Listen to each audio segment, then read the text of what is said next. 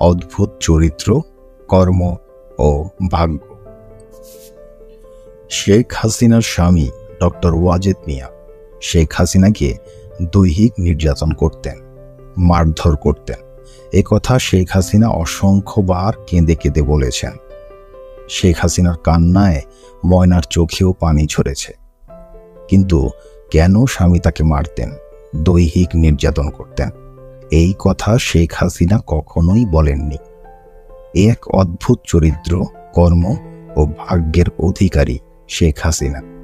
বিদেশ থেকে একমাত্র কন্যা পুতুল এসে মা শেখ হাসিনাকে ডাকে, এই যে বহুরূপী, তোমার তো রূপের শেষ নেই, এবার কি রূপ দেখাবে তুমি? শেখ হাসিনা কোনো কথা বললে সঙ্গে সঙ্গে মেয়ে পুতুল, আত্মীয় স্বজন সকলের সামনে বলে ওঠে, এটা তোমার কত নম্বর রূপ? শেখ হাসিনার ছোট বোন শেখ রেহানাকে পুতুল বলে, খালা, এটা তোমার বোনের কত নম্বর রূপ? তোমার বোন তো বহুরূপী, রূপের শেষ নাই তার। বঙ্গবন্ধু কন্যা জননেত্রী শেখ হাসিনা তৎক্ষণাৎ চুপ মেরে যান, কোনো কথা বলেন না। শেখ হাসিনা মেয়ে পুতুলকে তার নিজের বিয়ের প্রস্তাব দিলে কোনো রকম টালবাহানা না করে বিনা বাক্যে মুহূর্তের মধ্যে শটান এক পায়ে দাঁড়িয়ে রাজি হয়ে যায়। মনে হয় যেন কারো হাত ধরে মুক্তি পেতে চায় পুতুল। শেখ হাসিনাও যেন তেন পাত্রের কাছে পুতুলকে বিয়ে দিতে মুক্ত হতে চান। বঙ্গবন্ধু কন্যা শেখ হাসিনা বিদেশে বসবাসরত একমাত্র পুত্র জয়কে ফোন করে দেশে এসে বেরিয়ে যেতে বলেন এবং আসার সময় তার জন্য একটি শাড়ি নিয়ে আসতে বলেন। পুত্র জয় সরাসরি অস্বীকার করে বলে, ও সব শাড়িটারি আমি আনতে পারবো না। শেখ হাসিনা আবার উপস্থিত সকলকে বলে, দেখো আমার সন্তান, দেখো আমার জন্য একটা শাড়ি আনতে বললাম, ছেলে আমার সরাসরি না করে দিল। মা হিসেবে পুত্র কন্যার প্রতি শেখ হাসিনার আচার আচরণে কোনো দিন কোনো ত্রুটি চোখে পড়েনি, বরং মনে হয়েছে মা হিসেবে শেখ হাসিনার তুলনা নেই। তারপরও আশ্চর্যের বিষয়, শেখ হাসিনার প্রতি তার পুত্র কন্যার কেন এরকম আচরণ? এখন যে অধ্যায়টি পাঠ করব এর নাম রাজাকারের ছেলের সাথে বিয়ে দেব না। শেখ হাসিনা তার কন্যা পুতুলের বিয়ে ঠিক করলে ধানমন্ডিস্থ বাড়িতে শেখ হাসিনার স্বামী ডক্টর ওয়াজেদ মিয়া এসে ক্ষিপ্ত হয়ে শেখ হাসিনাকে বলতে লাগলেন, মেয়ে কি তোমার একার? মেয়ে কি আমার না? তুমি রাজাকারের ছেলের কাছে আমার মেয়ের বিয়ে ঠিক করেছ। রাইফেল হাতে নিয়ে যে রাজাকারগিরি করেছে, মুক্তিযোদ্ধা মেরেছে, তার ছেলের সঙ্গে আমি কিছুতেই আমার মেয়ে বিয়ে দেব না। তুমি আমার মেয়েকে ওই রাজাকারের ছেলের সাথে কিছুতেই বিয়ে দিতে পারবে না। শেখ হাসিনা বললেন, আমি মেয়ে বিয়ে দেব, পারলে তুমি ঠেকাও। ডক্টর ওয়াজেদ বললেন, তাই বলে তুমি রাজাকারের ছেলের সাথে মেয়ে বিয়ে দেবে? বঙ্গবন্ধু কন্যা বললেন, কিসের আবার রাজাকার ভাজাকার, আমার আত্মীয়, এটাই বড় কথা। সাথে মরলে আত্মীয়রাই মরে। দেখনি ওই মুক্তিযোদ্ধারাই আমার বাপ মা ভাইদের কিভাবে মেরেছে। আমি আমার মেয়েকে এখানেই বিয়ে দেব, পারলে তুমি ঠেকাও। ডক্টর ওয়াজেদ মিয়া বললেন, তোমাদের সাথে তো আমি ঠেকাঠেকিতে পারবো না, তবে আমি বলে দিচ্ছি, আমার মেয়েকে যদি রাজাকারের ছেলের সাথে বিয়ে দাও, তবে আমি এই বিয়ের সাথে নেই, বিয়েতে আমি আসবো না। আমি তোমাকে অনুরোধ করছি, ওই রাজাকারের ছেলে ছাড়া যেখানে খুশি সেখানে তুমি মেয়ে বিয়ে দাও, আমি তোমার সাথে থাকবো, কিন্তু রাজাকারের বংশের কাছে মেয়ে বিয়ে দিলে আমি থাকবো না। শেখ হাসিনা তার স্বামী ডক্টর ওয়াজেদের কথা রাখলেন না। তিনি তার ইচ্ছে মতো রাজাকারের ছেলের সঙ্গেই মেয়ে বিয়ে দিলেন। সত্যি সত্যি ডক্টর ওয়াজেদ কথা পাকাপাকি, পান, চিনি, গায়ে হলুদ এবং বিয়ে কোথাও আসলেন না। শুধু বিয়ের অনুষ্ঠানে প্রধানমন্ত্রী বেগম খালেদা জিয়ার সঙ্গে মিনিট 3-4 জন্য এসে আবার খালেদা জিয়ার সঙ্গেই চলে গেলেন। তিনি কারো সাথে কোনো কথা বললেন না, কেউ তার সঙ্গে কোনো কথা বলল না। বিয়ের খুঁটিনাটি থেকে শুরু করে যাবতীয় যা আয়োজন, তার সিংহভাগই করতে হয়েছে আমাদের। এর উপর বঙ্গবন্ধু কন্যা শেখ হাসিনার বাবার ফুফাতো ভাইয়ের ছেলে বর্তমানে প্রধানমন্ত্রী শেখ হাসিনার এপিএস বাহাউদ্দিন নাসিমের বায়না তো ছিলই। ডেকোরেটরের বিল, বাবুর্চির বিল, খানসামার বকশিস ইত্যাদি যখন যা প্রয়োজন হয়েছে বাহাউদ্দিন নাসিম তার সব কিছুই আমাদের কাছ থেকেই নিয়েছে। এবার যে অধ্যায়টি পাঠ করব তার নাম সব যান বের হন। বিয়ের অনুষ্ঠানে বিয়ে পড়ানোর জন্য কাজীর সামনে একটি মাইক লাগানো হয়েছিল। বঙ্গবন্ধু কন্যা শেখ হাসিনা হঠাৎ সেই মাইক দিয়ে বিয়ের অনুষ্ঠানে আগতদের ঢালাওভাবে ধমকের সুরে বলতে লাগলেন, সব যান বের হন, কি পেয়েছেন, তামাশা পেয়েছেন, এখনই এই জায়গা থেকে চলে যান, নইলে অসুবিধা হবে। শেখ হাসিনার মুখে মাইকে এই কথা শুনে উপস্থিত সকলে হতবিহ্বল কিংকর্তব্য বিমূঢ় হয়ে যায় এবং অনেকেই আগা মাথা না বুঝে অনুষ্ঠান থেকে চলে যেতে শুরু করলে ময়না তাড়াতাড়ি জননেত্রীর কাছে এই কথার অর্থ কি জানতে চাইলে শেখ হাসিনা বলেন, দাওয়াত ছাড়াই অনেকে এসেছে, তাদের জন্য আমি এই কথা বলেছি। এরপর ময়না নিমন্ত্রিত অতিথিদের অনেককে বোঝাবার চেষ্টা করেছে, কিন্তু তাতে ফল হয়নি। অধিকাংশ নিমন্ত্রিত অতিথি না খেয়ে চলে যায়। বিয়ের সকল অনুষ্ঠান শেষ, সকলেই চলে গেছে, শুধু বর আর বরের আত্মীয় স্বজনরা রয়েছে। বঙ্গবন্ধু কন্যা শেখ হাসিনা তার কন্যা পুতুলকে বরের গাড়িতে তুলে দিয়ে ময়নাকে জড়িয়ে ধরে কান্নায় ভেঙে পড়লেন। তারপর জননেত্রী শেখ হাসিনা ময়নাকে বললেন, ময়না, আজ আর তুমি আমাকে ছেড়ে যেও না। বিয়ের অনুষ্ঠানের স্থল সংসদ ভবন চত্বর থেকে শেখ হাসিনার সঙ্গে আমাদের একমাত্র সন্তান 5 বছরের স্বর্ণলতাকে সাথে নিয়ে ধানমন্ডি 5 নম্বর রোডে শেখ হাসিনার 54 নম্বর বাড়িতে চলে এলাম। বাড়িতে এসে বাইরের কাপড় পাল্টে সবাইকে নিয়ে মাটিতে গোল হয়ে বসে জননেত্রী শেখ হাসিনা ময়নাকে বললেন, ময়না, তোমরা যা করলে তোমাদের ঋণ জীবনে শোধ করা যাবে না, কোনো দিন তোমাদের ভোলা যাবে না, কোনো দিন তোমাদের ভুলব না।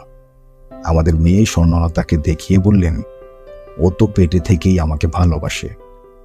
অবশ্য এসব কথা শেখ হাসিনা আজ নতুন বলছেন না, এর আগেও অনেকবার এসব কথা তিনি বলেছেন। এখন যে অধ্যায়টি পাঠ করব এর নাম 1,37,00,000 টাকা। 1995 সাল 10ই জানুয়ারি জাতির জনক বঙ্গবন্ধু শেখ মুজিবুর রহমানের স্বদেশ প্রত্যাবর্তন দিবস। ধানমন্ডি বঙ্গবন্ধু ভবনে পুষ্পস্তবক অর্পণ করে রামমোহন দাসের নামে রেজিস্ট্রি করা লাল রঙের নিশান পেট্রোল জিপে করে ফিরে আসছেন শেখ হাসিনা। তার সঙ্গে পাশে বসে আছে তার একজন মাত্র সঙ্গী। ড্রাইভার জালাল গাড়ি চালাচ্ছে। ড্রাইভার জালাল বঙ্গবন্ধু কন্যা শেখ হাসিনাকে জিজ্ঞেস করল, আপা, মেয়র হানিফ এলো না ফুল দিতে? শেখ হাসিনা জবাব দিলেন, কে জানে, বঙ্গবন্ধুর প্রতিকৃতিতে ফুল দেওয়ার জন্য ওকে কম ফোন করিনি, ওর কাছে কম লোক পাঠাইনি, তারপরও বেঈমানটা আসেনি, শয়তানটা পাত্তাই দেয়নি। 1,37,00,000 টাকা খরচ করে নিমুখারামটাকে আমি মেয়র বানিয়েছি। তোমরা তো সব জানো, সবই দেখেছ, সবই করেছ। কত কষ্ট করেছি আমি। আসলে যে দল থেকে একবার চলে যায় তাকে আর দলেই নেওয়া উচিত না। ও মেয়র হওয়ার জন্য আমার সাথে বেইমানি করে স্বৈরাচারী এরশাদকে বাপ ডেকে এরশাদের পার্টিতে চলে গেছিল। সেখানে ছ্যাক খেয়ে আবার আমার কাছে ফিরে যখন আসলো তখনই বেইমানটারই নেওয়া উচিত ছিল না। কিন্তু কি যে হলো, কি মনে করে যে আবার নিলাম, শয়তানটা আমার সাথে এত বড় বেইমানি করবে বুঝতে পারিনি। বুঝলে কি আর এই কাম করি। এবার যে অধ্যায়টি পাঠ করব এর নাম নেত্রী এখন নামাজ পড়ছেন। বঙ্গবন্ধু কন্যা শেখ হাসিনা 1994 সালের শেষ মুহূর্তে ধানমন্ডি বাড়িতে উঠেই 1995 সালের জানুয়ারির প্রথম থেকেই জোরসোরে লাগাতার আন্দোলন, সংগ্রাম, হরতাল, পদযাত্রা ইত্যাদি শুরু করলেন। দুপুর 2টায় টঙ্গী থেকে মহাখালী পর্যন্ত পদযাত্রা শুরু হলো। অর্থাৎ টঙ্গী থেকে সবাই পায়ে হেঁটে মহাখালী যাবেন। মহাখালীতে মঞ্চ তৈরি করা আছে, পদযাত্রার শেষে ওই মঞ্চ থেকে শেখ হাসিনা ভাষণ দেবেন। শেখ হাসিনা তার বেতনভুক্ত ব্যাগ বহনকারী রামমোহন দাসের নামে রেজিস্ট্রেশন করা লাল রঙের নিশান পেট্রোল জিপে করে বাকি সব নেতাকর্মী পায়ে হেঁটে টঙ্গী থেকে মহাখালীর দিকে রওনা হল। প্রায় ৫-৭ হাজার লোকের পদযাত্রা। হাজার লোকের ঠিক মাঝখানে শেখ হাসিনা জিপে করে পদযাত্রার সঙ্গে তাল মিলিয়ে চলছেন। পদযাত্রার মাঝে মাঝে গোটা বিশেক রিকশায় মাইক বেঁধে নানা ধরনের স্লোগান দেওয়া হচ্ছে। জানুয়ারি মাস, শীতের বেলা, হাঁটতে খুব একটা খারাপ লাগছে না। দুপুর গড়িয়ে বিকেল হবে। হঠাৎ একটি মাইকে বলা হলো জননেত্রী শেখ হাসিনা এখন আসর নামাজ পড়ছেন। সঙ্গে সঙ্গে সবগুলো মাইক থেকে বলা শুরু হলো, জননেত্রী বঙ্গবন্ধুর কন্যা এখন আসর নামাজ পড়ছেন।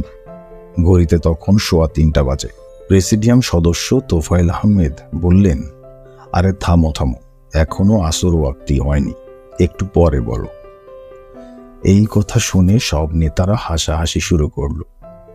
এদিকে বঙ্গবন্ধু কন্যা নিশান পেট্রোল জিপের বড় বড় জানালার গ্লাস খুলে নামাজ পড়তে শুরু করলেন। আর পদযাত্রার হাজার হাজার পুরুষ জিপ গাড়ি ঘিরে শেখ হাসিনার নামাজ পড়া দেখতে লাগলো। নামাজ শেষ হয়ে গেল, কিন্তু মাইকে নামাজ পড়ার প্রচার শেষ হলো না। প্রায় 1 ঘন্টারও বেশি সময় গোটা বিশেক মাইকে শেখ হাসিনা নামাজ পড়ছেন প্রচার করা হলো। অন্য আরেকদিন মোহাম্মদপুর থেকে পদযাত্রা শুরু হয়ে গুলশান আমেরিকান অ্যাম্বাসির সামনে দিয়ে বাড্ডায় যেয়ে শেষ হবে। পদযাত্রা শুরু হলে শেখ হাসিনা ডেকে বললেন, নামাজের ওয়াক্ত হওয়ার পরে যেন মাইকে বলা শুরু করে, ওয়াক্তের আগে যেন বলা শুরু না করে। এবার মাইক ম্যানদের আগে ভাগেই জননেত্রী শেখ হাসিনার নির্দেশ জানিয়ে দেওয়া হল এবং আজ নামাজের ওয়াক্ত শুরু হওয়ার পরই মাইকে প্রচার শুরু হলো। নেত্রীও যথারীতি নিশান পেট্রোল জিপের জানালা খুলেই নামাজ আদায় করলেন। হাজার হাজার পুরুষ মানুষও জিপ ঘিরে শেখ হাসিনার নামাজ আদায় দেখল। পদযাত্রা শেষে বঙ্গবন্ধু কন্যা তার ধানমন্ডিস্থ বাসায় গেলে তার এক সঙ্গী বলল, আপা, আপনি নামাজ পড়তে থাকলে মানুষ ভিড় করে আপনাকে দেখতে থাকে, এতে নামাজ নষ্ট হয়। আপনি নিশান পেট্রোল জিপে পর্দা লাগিয়ে নেন। উত্তরে শেখ হাসিনা বললেন, না, পর্দা লাগালে জিপের ডিসেন্সি থাকে না। তখন ওই সঙ্গী বলল, তাহলে আপা আপনি জিপে বড় একটা চাদর রাখবেন, যখন নামাজ পড়বেন আমরা তখন ওই চাদর দিয়ে জিপটা ঘিরে রাখব, যাতে আপনার নামাজ পড়া কেউ দেখতে না পারে। জননেত্রী বললেন, না, তোমরা তো সব ভাইয়ের মতো, চাদর লাগবে না। এবার যে অধ্যায়টি পাঠ করব এর নাম আমার সাথে বেঈমানি করেছে। এর 3 দিন পরে কাঁচপুর থেকে গুলিস্তান পর্যন্ত পদযাত্রা। এই পদযাত্রায়ও ওই একই মাইক, একই নামাজ, একই পুরুষ মানুষের ঘিরে রাখা। এই পদযাত্রায় যোগ দিয়েছিল নোয়াখালী জেলা আওয়ামী লীগের সভাপতি বঙ্গবন্ধু কন্যা শেখ হাসিনার নিশান পেট্রোল জিপের পাশে হাঁটতে হাঁটতে মোহাম্মদ হানিফ বঙ্গবন্ধু কন্যা শেখ হাসিনাকে জিজ্ঞেস করলেন, নেত্রী, আমার মিতাকে দেখছি না। নেত্রী বললেন, কোন মিতা? জেলা সভাপতি বললেন, নগর আওয়ামী লীগের সভাপতি ঢাকার মেয়র মোহাম্মদ হানিফকে দেখছি না। সভানেত্রী রেগে বলে উঠলেন, জানেন না, কুত্তার বাচ্চাটা আমার সাথে বেঈমানি করেছে, নিমখারামি করেছে। ওরে আমি 1,37,00,000 টাকা খরচ করে মেয়র বানিয়েছি, আর কুত্তার বাচ্চাটা আমার সাথেই বেঈমানি করেছে। ও এখন প্রতিদিন খালেদা জিয়ার সাথে দেখা করে, দিনে 3-4 বার খালেদা জিয়ার সাথে ফোনে কথা বলে, আর আমি খবর দিলেও আসে না, ফোন করলেও ধরে না। সময় আসলে এই বেঈমানদেরও শিক্ষা দিতে হবে, বুঝলেন? এই বেঈমানদের উচিত শিক্ষা দিতে হবে। আপনারা প্রস্তুত হন। এবার যে অধ্যায়টি পাঠ করব এর নাম আওয়ামী লীগ সিদ্ধান্তের গুরুত্ব। 1995 সালে চাঁদপুর পৌরসভার নির্বাচনে আওয়ামী লীগ মনোনীত চেয়ারম্যান প্রার্থীর বিরুদ্ধে আওয়ামী লীগের সিদ্ধান্ত উপেক্ষা করে আওয়ামী যুবলীগের এক কর্মী চেয়ারম্যান প্রার্থী হয় এবং যুবলীগের এই কর্মী আওয়ামী লীগ প্রার্থীকে পরাজিত করে চাঁদপুর পৌরসভার চেয়ারম্যান নির্বাচিত হয়ে যায়। আওয়ামী লীগের সিদ্ধান্ত উপেক্ষা করে আওয়ামী লীগ মনোনীত প্রার্থীর বিরুদ্ধে যুবলীগ কর্মীর নির্বাচনে প্রার্থী হওয়াকে কেন্দ্র করে ধানমন্ডি ৮ নম্বরে আওয়ামী ফাউন্ডেশন অফিসে আওয়ামী লীগ কেন্দ্রীয় কার্যনির্বাহী কমিটির বৈঠক বসে। আওয়ামী লীগ সভানেত্রী শেখ হাসিনার সভাপতিত্বে অনুষ্ঠিত এই বৈঠকে দলীয় শৃঙ্খলা রক্ষার বিষয়কে গুরুত্ব দেওয়া হয় এবং বিস্তারিত আলোচনা করা হয়। আলোচনায় বিশেষ গুরুত্ব সহকারে বলা হয়, আওয়ামী লীগের সিদ্ধান্তের প্রতি বৃদ্ধাঙ্গুলি দেখিয়ে দলীয় শৃঙ্খলা ভঙ্গ করে দলীয় প্রার্থীর বিরুদ্ধে যুবলীগ কর্মীর নির্বাচনে প্রার্থী হওয়া দলীয় শৃঙ্খলা রক্ষার প্রয়োজনে শাস্তিযোগ্য অপরাধ। যদিও যুবলীগ প্রার্থী নির্বাচনে বিজয়ী হয়ে পৌরসভার চেয়ারম্যান হয়েছে, তবুও তাকে শাস্তি দেওয়া অত্যন্ত জরুরি। কেননা সামনে জাতীয় সংসদ নির্বাচন। যুবলীগ কর্মী ও বর্তমানে চাঁদপুর পৌরসভার চেয়ারম্যানকে দলীয় শৃঙ্খলা ভঙ্গের অপরাধে দৃষ্টান্তমূলক শাস্তি না দিলে সংসদ নির্বাচনেও অনেকেই আওয়ামী লীগ মনোনীত প্রার্থীর বিরুদ্ধে দলীয় শৃঙ্খলা ভঙ্গ করে প্রার্থী হয়ে যাবে। এসব বিষয়ে বিস্তারিত আলোচনার পর শেখ হাসিনার সভাপতিত্বে অনুষ্ঠিত বৈঠকে আওয়ামী লীগ কেন্দ্রীয় কার্যনির্বাহী কমিটি সর্বসম্মতিক্রমে যুবলীগ কর্মী চাঁদপুর পৌরসভার নবনির্বাচিত চেয়ারম্যানকে সংগঠন থেকে বহিষ্কার করার সিদ্ধান্ত নেয়। পরদিন সকালে শেখ হাসিনার চাচাতো ভাই শেখ নাসেরের চতুর্থ ছেলে শেখ হেলালের চতুর্থ ভাই ২০-২২ বছরের যুবক শেখ রুবেল ধানমন্ডি শেখ হাসিনার বাসায় এসে বঙ্গবন্ধু কন্যা আওয়ামী লীগ সভানেত্রী শেখ হাসিনাকে বলল, আপা, তুমি চাঁদপুর পৌরসভার চেয়ারম্যানকে মালা দিয়ে বরণ করে নাও। শেখ হাসিনা বললেন, না, ওকে বহিষ্কার করব। শেখ রুবেল বলল, ও সবাইরে হারাইয়া চেয়ারম্যান হইছে, ওরে মালা না দিয়া বহিষ্কার করবা, এইটা তুমি কও কি? জলদি ওরে ডাইকাই না, গলায় মালা দিয়া মিষ্টি খাওয়াও। আওয়ামী লীগ সভানেত্রী বঙ্গবন্ধু কন্যা শেখ হাসিনা বললেন, দূর, গতরাতেই তো আওয়ামী লীগ কেন্দ্রীয় ওয়ার্কিং কমিটি সিদ্ধান্ত নিছে ওকে বহিষ্কার করার। শেখ রুবেল বলল, রাখো তোমার ওয়ার্কিং কমিটির কথা তুমি শুইনো না। ওরা জানে কি বেচারা জিতা আইসে কোথায় বাহাবা দিবা তা না, এখন উল্টা কথা। বড় আপা, তুমি চেয়ারম্যান হিসেবে অভিনন্দন পাঠাও। আওয়ামী লীগ সভানেত্রী বঙ্গবন্ধু কন্যা বললেন, তাইলে এক কাম করি, আগে বহিষ্কার করি, পরে বহিষ্কার প্রত্যাহার করি। শেখ রুবেল বলল, দেখো, আমি তোমারে কইতেছি, এখনই চেয়ারম্যান হিসেবে অভিনন্দন জানাও, আর টাকাই না মিষ্টি খাওয়াইয়া গলায় মালা দাও। সভানেত্রী বঙ্গবন্ধু কন্যা শেখ হাসিনা বললেন, তাইলে তো এখনই জিল্লুর রহমানকে বলতে হয়, নইলে আবার বহিষ্কারের চিঠি পাঠিয়ে দেবে। এতক্ষণ পাঠিয়ে দিয়েছে কিনা কে জানে। বলেই সঙ্গে সঙ্গে ফোন করে আওয়ামী লীগের সভানেত্রী বঙ্গবন্ধু কন্যা শেখ হাসিনা আওয়ামী লীগের সাধারণ সম্পাদক জিল্লুর রহমানকে বললেন, শোনেন, গতকাল রাতে ওয়ার্কিং কমিটি চাঁদপুর পৌরসভার চেয়ারম্যানকে বহিষ্কার করার যে সিদ্ধান্ত নিয়েছে, ওই চিঠিটা পাঠায়েন না, চেপে যান। এরপর শেখ রুবেল চলে যাওয়ার জন্য সিঁড়িতে নেমে এলে বঙ্গবন্ধু কন্যা রুবেলের পথ আগলে দাঁড়িয়ে বলে, এই রুবেল, চাঁদপুরের চেয়ারম্যানের কাছ থেকে কত টাকা নিয়েছিস? আমারে বাগ দে। শেখ রুবেল বলে, দূর সরো, যাইতে দাও। নজিব বলে, আমার বাগ দে, নইলে চাইতে দিব না, বড় আপারে কইয়া দিব। শেখ রুবেল বলে, পরে নিও, এখনো হাতে পাইনি। নজিব বলে, ঠিক আছে, আমারে দিবি তো? হ্যাঁ, দিমো। এবার যে অধ্যায়টি পাঠ করব এর নাম জনতাকে শান্ত থাকার বক্তৃতা। 1995 সালের 24শে আগস্ট পুলিশ নিরাপদে বাড়ি পৌঁছে দেওয়ার নাম করে ইয়াসমিন নামে 14 বছরের এক কিশোরীকে দিনাজপুর যাওয়ার পথে ধর্ষণ ও হত্যা করে।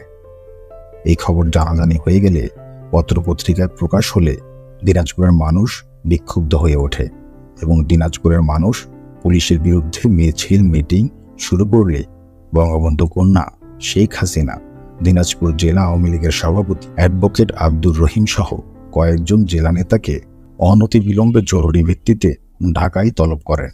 অ্যাডভোকেট আব্দুর রহিম সহ দিনাজপুরের 5 নেতা ঢাকায় এসে ধানমন্ডি বঙ্গবন্ধু ভবনের লাইব্রেরি রুমে বিকেল প্রায় 5টায় বঙ্গবন্ধু কন্যা শেখ হাসিনার সঙ্গেই রুদ্ধদ্বার বৈঠক করেন।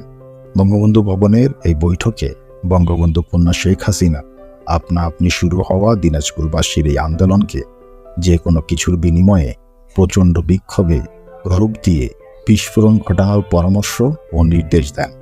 জননেত্রী শেখ হাসিনা বলেন, দিনাজপুরবাসীর এই বিক্ষোভকে নির্দলীয় খোলসে রেখে খালেদা জিয়া সরকারের বিরুদ্ধে এই গণবিক্ষোভ আরও বেগবান, আরও চাঙ্গা করে গণ অভ্যুত্থান সৃষ্টি করে খালেদা সরকারের পতন ঘটাতে হবে। এখন আর ঢাকার দিকে চেয়ে থাকলে চলবে না। এখন দিনাজপুর থেকেই শুরু করতে হবে এবং ঢাকায় এসে শেষ করতে হবে। প্রতিদিন প্রতি মুহূর্তে পুলিশের সাথে সংঘর্ষ করতে হবে। লাশের পর লাশ ফেলতে হবে, পুলিশের লাশও ফেলতে হবে। যত টাকা পয়সা লাগে নিয়ে যান, তবু এই কর্মসূচি বাস্তবায়িত করতে হবে। ওই পুলিশের মাঝেই লোক আছে যাদের টাকা পয়সা দিলে গুলি করে মানুষ মেরে লাশের স্তূপ লাগিয়ে দেবে। পুলিশের সাথেও কন্ট্রাক্ট করবেন, টাকা পয়সা দেবেন। মনে রাখবেন, যদি এগুলো সফল করতে পারেন তাহলেই কেবলমাত্র ক্ষমতার মুখ দেখতে পারবেন, নইলে জীবনে আর আওয়ামী লীগকে ক্ষমতায় নিতে পারবেন না। সারা দেশে যদি এসব দাঙ্গা হাঙ্গামা লুটতরাজ খুন খারাপি ছড়িয়ে দিতে পারেন তবেই একমাত্র যদি ক্ষমতার মুখ দেখেন। ইয়াসমিন মইরা এসব ঘটানোর একটা সুযোগ করে দিছে, এখন এটাকে কাজে লাগান। মনে রাখবেন, এসব অবশ্যই হতে হবে নির্দলীয় ব্যানারে। আওয়ামী লীগ নামের বিন্দু বিসর্গও যেন না আসে। ফাল দিয়ে কেউ মঞ্চে যাবেন না, সব করবেন পিছন থেকে। পারতপক্ষে কোনো ব্যাপারেই মুখ খুলবেন না। যদি মুখ খুলতেই হয় তাহলে দুনিয়ার যত ভালো ভালো কথা আছে তাই বলবেন। কাজেই যাই হোক, মুখে রাখবেন শুধু ভালো কথা। আর সত্যিই যদি একটা লঙ্কা কাণ্ড ঘটিয়ে দিতে পারেন তাহলে আমিও দিনাজপুরে আসব, কিন্তু ওখানে আপনাদের সাথে আমার কোনো কথা হবে না। আমি শুধু বক্তৃতায় বলে আসব, ধৈর্য ধরুন, শান্ত থাকুন ইত্যাদি জাতীয় কথা, কিন্তু আপনারা আপনাদের কাজ পুরোপুরি চালিয়ে যাবেন। এখন 20 লাখ টাকা নিয়ে যান, পরিস্থিতি বুঝে বাকি যা লাগবে ওখানেই পৌঁছে দেব। আমি শুধু কাজ চাই। টাকা দিয়ে যাওয়ার জন্য আপনাদের গাড়ি টাড়ির ব্যবস্থা আছে, নইলে আমি টাকা নিয়ে যাওয়ার জন্য গাড়ির ব্যবস্থা করে দেই। অ্যাডভোকেট আব্দুর রহিম সহ অন্যান্য নেতারা বঙ্গবন্ধু কন্যার কাছ থেকে বিদায় নিয়ে বঙ্গবন্ধু ভবন ত্যাগ করে চলে গেল রাত তখন 8টা। ওদিকে দিনাজপুরে অপরাধী পুলিশ ইয়াসমিন হত্যাকাণ্ড ধামাচাপা দেওয়ার চেষ্টা করলে দিনাজপুরের জনতা আরও বিক্ষুব্ধ হয়ে ওঠে।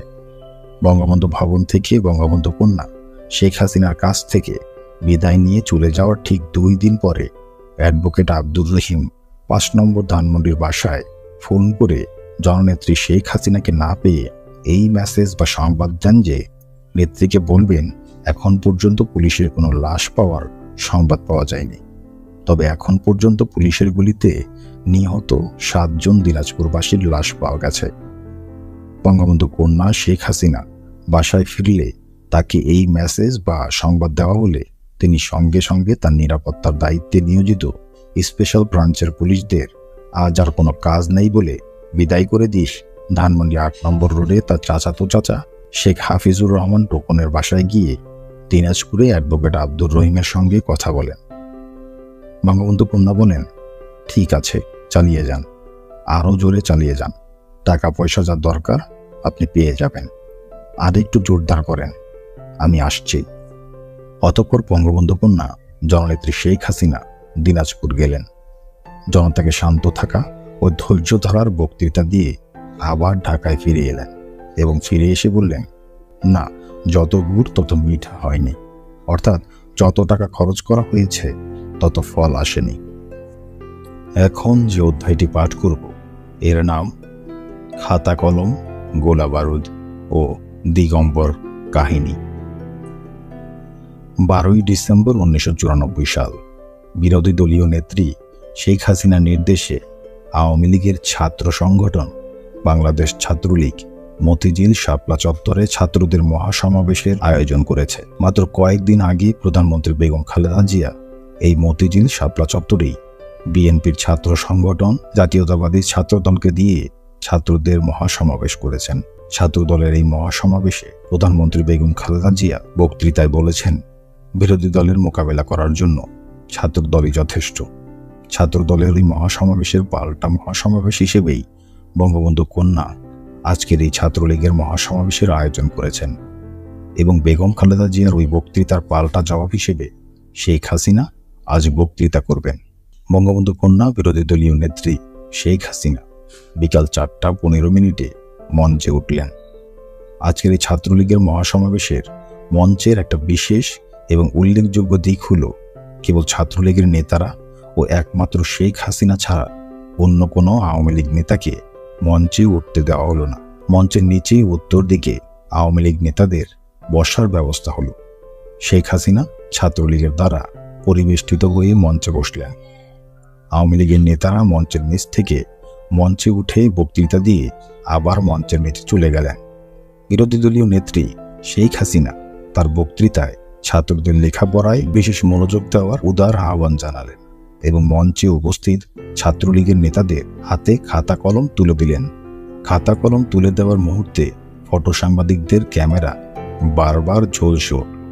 তার পরের দিন দেশের প্রায় সবগুলো জাতীয় দৈনিক পত্রিকায় খাতা কলম তুলে দেওয়ার ছবি ছাপা হলো এবং ছাত্রদের লেখাপড়ায় মনোযোগ দেওয়ার শেখ হাসিনার আহ্বানকে পত্রিকার শিরোনাম করা হল। কিন্তু তার আগে 9 ডিসেম্বর শুক্রবার 1994 বিকেল 3টায় ধানমন্ডি 32 নম্বরে বঙ্গবন্ধু ভবনের লাইব্রেরি কক্ষে শেখ হাসিনা ছাত্রলীগ নেতা অজয় কর, পঙ্কজ, হিমাংশু, দেবনাথ, জ্যোতির্ময় সাহা, ত্রিবেদী ভৌমিক এবং আলম সহ মোট 9 জনকে ডেকে এনে সামনের আন্দোলনে প্রয়োজন হবে বলে গোলাবারুদ ও অস্ত্রশস্ত্র কেনার জন্য নগদ 1 লক্ষ টাকা দিয়ে বলেন, আগামী 28 ডিসেম্বর জাতীয় সংসদ থেকে পদত্যাগ করার পর তোমরা ঢাকা শহর সহ সারা দেশে নজিরবিহীন ত্রাসের সৃষ্টি করবে। খালেদা জিয়ার পতন না পর্যন্ত প্রতিদিন 5-10টা লাশ অবশ্যই ফেলতে হবে, নইলে জিয়ার পতন হবে না। এর জন্য যত টাকা লাগবে তোমরা পাবে, টাকার কোনো অভাব হবে না।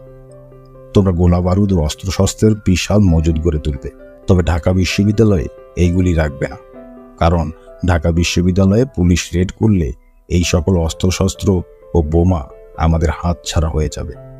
এসব জিনিসপত্র বিশ্ববিদ্যালয়ের বাইরে নিরাপদ জায়গায় রাখবে। আরেকটা দায়িত্ব তোমরা সিরিয়াসলি পালন করবে, সেটা হলো এই যে ইস্কাটন গার্ডেন রোড এবং ইডেন কলেজের পশ্চিম পাশে যে কোয়ার্টারগুলো আছে সেগুলো সব সচিব উপসচিবদের। আমি হরতাল দিলেও এই সচিব উপসচিবরা পায়ে হেঁটে ঠিকই সচিবালয়ে যায়। এরপর যখন আমি হরতাল দেব তোমরা এদের বাসার কাছে মুখ পেতে থাকবে, সচিবরা হেঁটে সেক্রেটারিয়েট যেতে থাকবে। পথিমধ্যে তোমরা ওদের কাপড় চোপড় খুলে ন্যাংটা করে ফেলবে। ছাত্রলীগ নেতারা বলল, আমাদের 2 গ্রুপে ভাগ করে দেন, এক গ্রুপ গোলাবারুদ অস্ত্রশস্ত্রের দায়িত্বে থাকি, আর অন্য গ্রুপ সচিবদের উলঙ্গ করার দায়িত্বে থাকুক। বঙ্গবন্ধু কন্যা শেখ হাসিনা তখন আলমকে সচিবদের ন্যাংটা করার দায়িত্ব দিলেন। এরপর অনেক হরতাল যায়, কিন্তু সচিবদের ন্যাংটা করা যায় না। বঙ্গবন্ধু কন্যা জননেত্রী শেখ হাসিনা তার পক্ষ থেকে সচিবদের কাপড় খুলে উলঙ্গ করার দায়িত্বপ্রাপ্ত আলমকে রোববার তাগিদ দেওয়া সত্ত্বেও যখন সচিবরা উলঙ্গ হচ্ছে না, তখন তিনি ঢালাওভাবে যাকে কাছে পান তাকেই সচিবদের ন্যাংটা করার দায়িত্ব দিতে থাকেন। কিন্তু তারপরও সচিবরা উলঙ্গ হচ্ছে না দেখে শেখ হাসিনা ভয়ানক রেগে গেলেন এবং সচিবদের উলঙ্গ করার মূল দায়িত্বপ্রাপ্ত আলমকে নগদ 20,000 টাকা দিয়ে বললেন, এই 20,000 টাকা এখন দিলাম, বাকি আরো 30,000 টাকা সচিবদের ন্যাংটা করার পর দেব এবং পরের হরতালেই ন্যাংটা করতে হবে, নইলে পুরা টাকা ফেরত দিতে হবে। ঠিকই পরের হরতালেই আলম ঢাকা বিশ্ববিদ্যালয়ের দোয়েল চত্বরের সামনে একজনকে উলঙ্গ করে ফেলল। ধানমন্ডি 5 নম্বর রোডের 54 নম্বর বাড়িতে বঙ্গবন্ধু কন্যা জননেত্রী শেখ হাসিনার কাছে এই উলঙ্গ করার সফলতার সংবাদ পৌঁছলে তিনি খুশিতেই মিষ্টি খাওয়ানোর জন্য আলমকে ডেকে আনতে লোক পাঠান। কিন্তু আলম ততক্ষণে পুলিশের হাতে ধরা পড়ে যায়। তার পরের দিন দেশের সকল সংবাদপত্রে দিগম্বর শিরোনামে ছবি সহ খবর ছাপা হলো। জানা যায় এই উলঙ্গ দিগম্বরের শিকার হওয়া ব্যক্তি একজন সচিব নন, তিনি বাংলাদেশের একজন অতি সাধারণ নাগরিক, গো বেচারা পাবলিক। এখন যে অধ্যায়টি পাঠ করব এর নাম সেনাবাহিনী প্রধান জেনারেল নাসিমকে ক্ষমতা দখলের প্রস্তাব। কোনো আন্দোলন, কোনো সংগ্রামেই কাজ হচ্ছে না।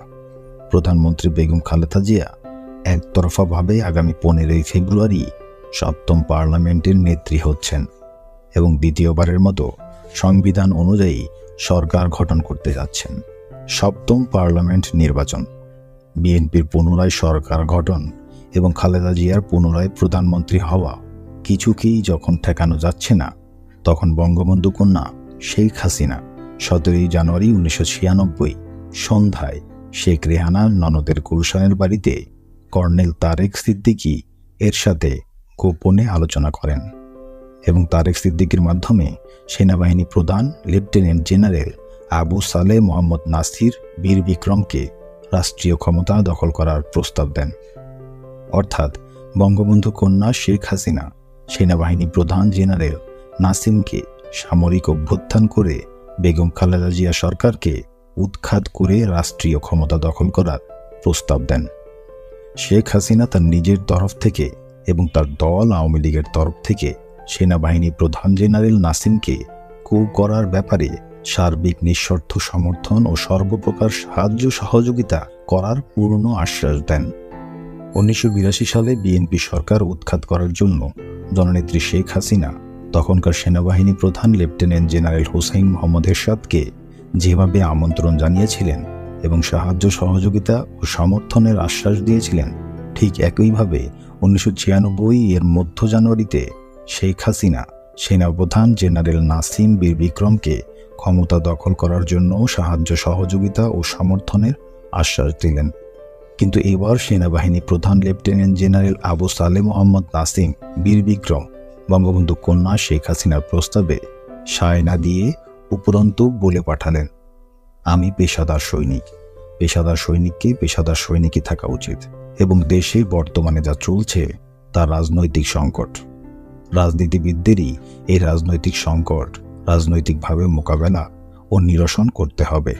সেনাবাহিনী এই সংকটে জড়িত হয়ে নতুন সংকট সৃষ্টি করবে না। এরপরে জননেত্রী বঙ্গবন্ধু কন্যা শেখ হাসিনা প্রচণ্ড হতাশ হয়ে এই দেশে আর থাকা যাবে না বলেই মন্তব্য করেন। এবার যে অধ্যায়টি পাঠ করব এর নাম পুলিশের লাশ চাই, মিলিটারির লাশ চাই। আজ 10ই ফেব্রুয়ারি 1996 সকাল 9টা। জননেত্রী শেখ হাসিনা ধানমন্ডিস্থ তার নিজ বাসভবনের দ্বিতীয় তলায় ভিভিআইপি ড্রয়িং রুমে ছাত্রলীগ সভাপতি এনামুল হক শামীম, সাধারণ সম্পাদক ইসাক আলী খান পান্না, নারায়ণগঞ্জের শামীম ওসমান, অজয় কর, পঙ্কজ, নিরঞ্জন সাহা, দীপঙ্কর, অসীম, সাধন দাস সহ মোট 11 জনকে নিয়ে খুবই গুরুত্বপূর্ণ, জরুরি এবং খুবই গোপন বৈঠকে বসেছেন। আসছে আগামী 15 ফেব্রুয়ারি প্রধানমন্ত্রী বেগম খালেদা জিয়া এককভাবে জাতীয় সংসদ নির্বাচন করতে যাচ্ছেন। বঙ্গবন্ধু কন্যা শেখ হাসিনা এই নির্বাচন বানচাল করার জন্য সর্বশক্তি দিয়ে মাঠে নেমেছেন, জীবন মরণ লড়াই। আজ বিকাল 3টায় পান্থপথে বঙ্গবন্ধু কন্যা শেখ হাসিনার সমাবেশ এবং এই সমাবেশ শেষে প্রধানমন্ত্রী বেগম খালেদা জিয়ার বাসভবন অভিমুখে মিছিল হবে। এই সমাবেশ ও মিছিলের বিষয়েই শেখ হাসিনা বৈঠকে বসেছেন। জননেত্রী শেখ হাসিনা অত্যন্ত জরুরি, গোপনীয় এবং গুরুত্বপূর্ণ নির্দেশ ও কর্মসূচি দেওয়ার জন্যই এই বৈঠকে বসেছেন। জননেত্রী আওয়ামী লীগ সভানেত্রী শেখ হাসিনাকে ভীষণ চিন্তিত ও মলিন দেখাচ্ছে। কেউ কোনো কথা বলছে না, তিনিও কোনো কথা বলছেন না, সবাই চুপ করে বসে আছে। মনে হচ্ছে যেন যুদ্ধে পরাজিত রাজ্যহারা রানী আর তার সৈনিকেরা বসে আছে।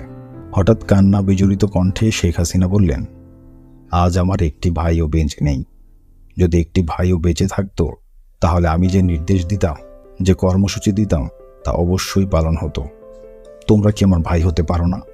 আমি তো তোমাদের ভাইই মনে করি। তোমাদের মাঝেই আমার হারিয়ে যাওয়া ভাইদের খুঁজে পেতে চাই।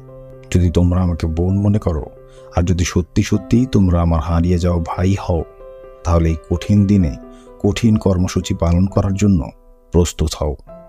সকলেই আমার সাথে শপথ নাও বলেই উপস্থিত সকলকে বঙ্গবন্ধু কন্যা জননেত্রী শেখ হাসিনা শপথ বাক্য উচ্চারণ করালেন। আমরা শপথ নিতেছি যে কোনো ধরনের কর্মসূচি বাস্তবায়ন করার জন্য আমরা জীবন উৎসর্গ করলাম এবং আমরা আরও শপথ করিতেছি যে আমাদের নেত্রী শেখ হাসিনার যে কোনো ধরনের নির্দেশ, তা যত কঠিনই হোক না কেন, জীবন দিয়ে পালন করব। শপথ বাক্য পাঠ শেষ হলে বঙ্গবন্ধু কন্যা শেখ হাসিনা বললেন, আজ আমি 10টা পুলিশের লাশ চাই, 5টা মিলিটারির লাশ চাই। পুলিশের লাশ চাওয়া বঙ্গবন্ধু কন্যা শেখ হাসিনার নতুন কিছু নয়। অতীতে বহুবার তিনি পুলিশের লাশ চেয়েছেন, কিন্তু আজকের মতো এত আনুষ্ঠানিকতা, এত নাটকীয়তা করে অতীতে কখনো তিনি পুলিশের লাশ চাননি। অতীতে তিনি মাঝে মধ্যেই বলতেন, পুলিশের লাশ চাই, পুলিশের লাশ চাই, কিন্তু কাউকে নির্দিষ্ট করে বলতেন না, খুব কড়া করেও বলতেন না।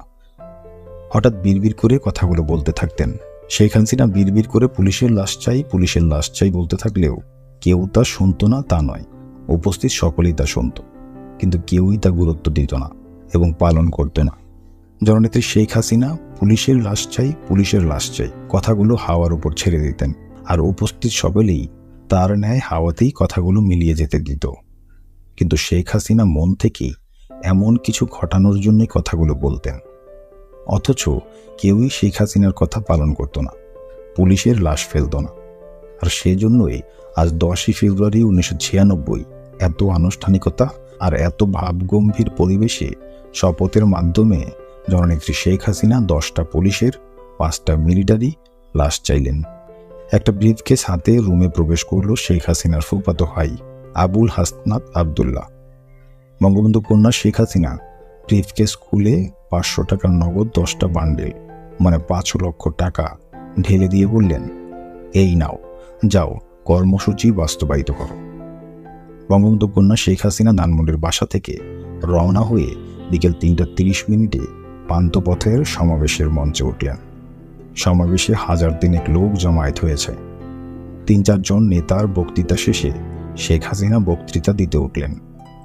বক্তৃতার শুরুতেই তিনি বললেন, আমরা প্রধানমন্ত্রী খালেদা জিয়ার বাসভবনে মিছিল নিয়ে যাব, আপনারা সকলেই মিছিলে অংশ নেবেন। বঙ্গবন্ধু কন্যা যেই এ কথা বললেন, আর অমনি চতুর্দিক থেকে বোমা পটকা, গুলি শুরু হলো। মুহূর্তের মধ্যে সমবেত জনতা দিক বিদিক জ্ঞানশূন্য হয়ে কে কোথায় গেল তার হদিস পাওয়া গেল না। সমাবেশ স্থল ফাঁকা শূন্য হয়ে গেল। মঞ্চের নেতারা পরিকি মরি করে মঞ্চ থেকে লাফিয়ে পড়ে পালাতে লাগলো।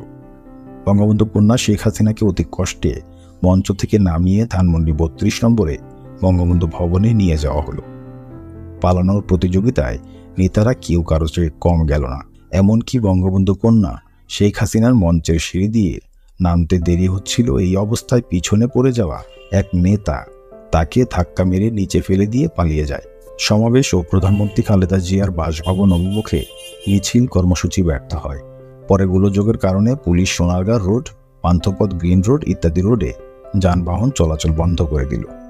যানবাহন চলাচল বন্ধ করে দিলে কলাবাগান রোডে যানজটে আটকা পড়ে পিআরটিসির 2টি দোতলা বাস, 3টি ট্রাক, 3টি পিকআপ গাড়ি, 5টি প্রাইভেট কার, 4টি বেবি ট্যাক্সি এবং ধানমন্ডি 32-এর সামনে শুক্রাবাদ পেট্রোল পাম্পে বঙ্গবন্ধু কন্যা শেখ হাসিনার নির্দেশে বঙ্গবন্ধু ভবনের স্টাফ দিয়ে আগুন লাগিয়ে প্রতিশোধ হিসেবে জ্বালিয়ে দেওয়া হলো। শেখ হাসিনা ধানমন্ডি 32-এর সামনে নিজ হাতে একটা স্কুটারে আগুন লাগিয়ে দিলেন।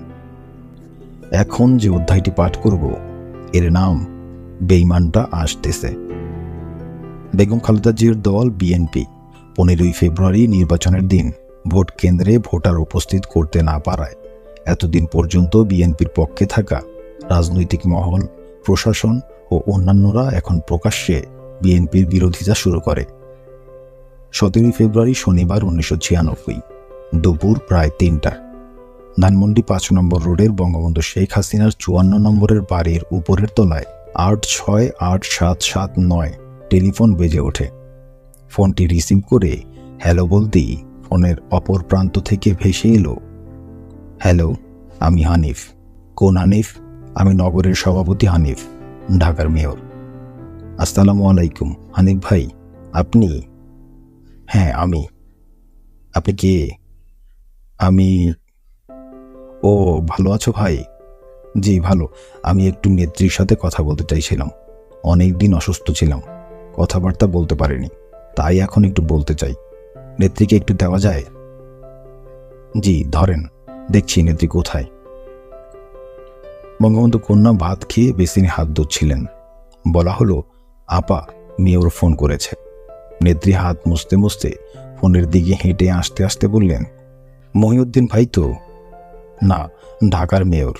শুনেই বঙ্গবন্ধু কন্যা শেখ হাসিনা থমকে গিয়ে আপন মনে বলে উঠলেন, বেঈমানটা। কিছুক্ষণ দাঁড়িয়ে থাকলেন, গভীরভাবে কিছু একটা ভাবলেন। মনে হয় ফোন ধরবেন কি ধরবেন না চিন্তা করলেন। তারপর ধীর পায়ে এগিয়ে এলেন, ফোনটা ধরলেন। হ্যালো।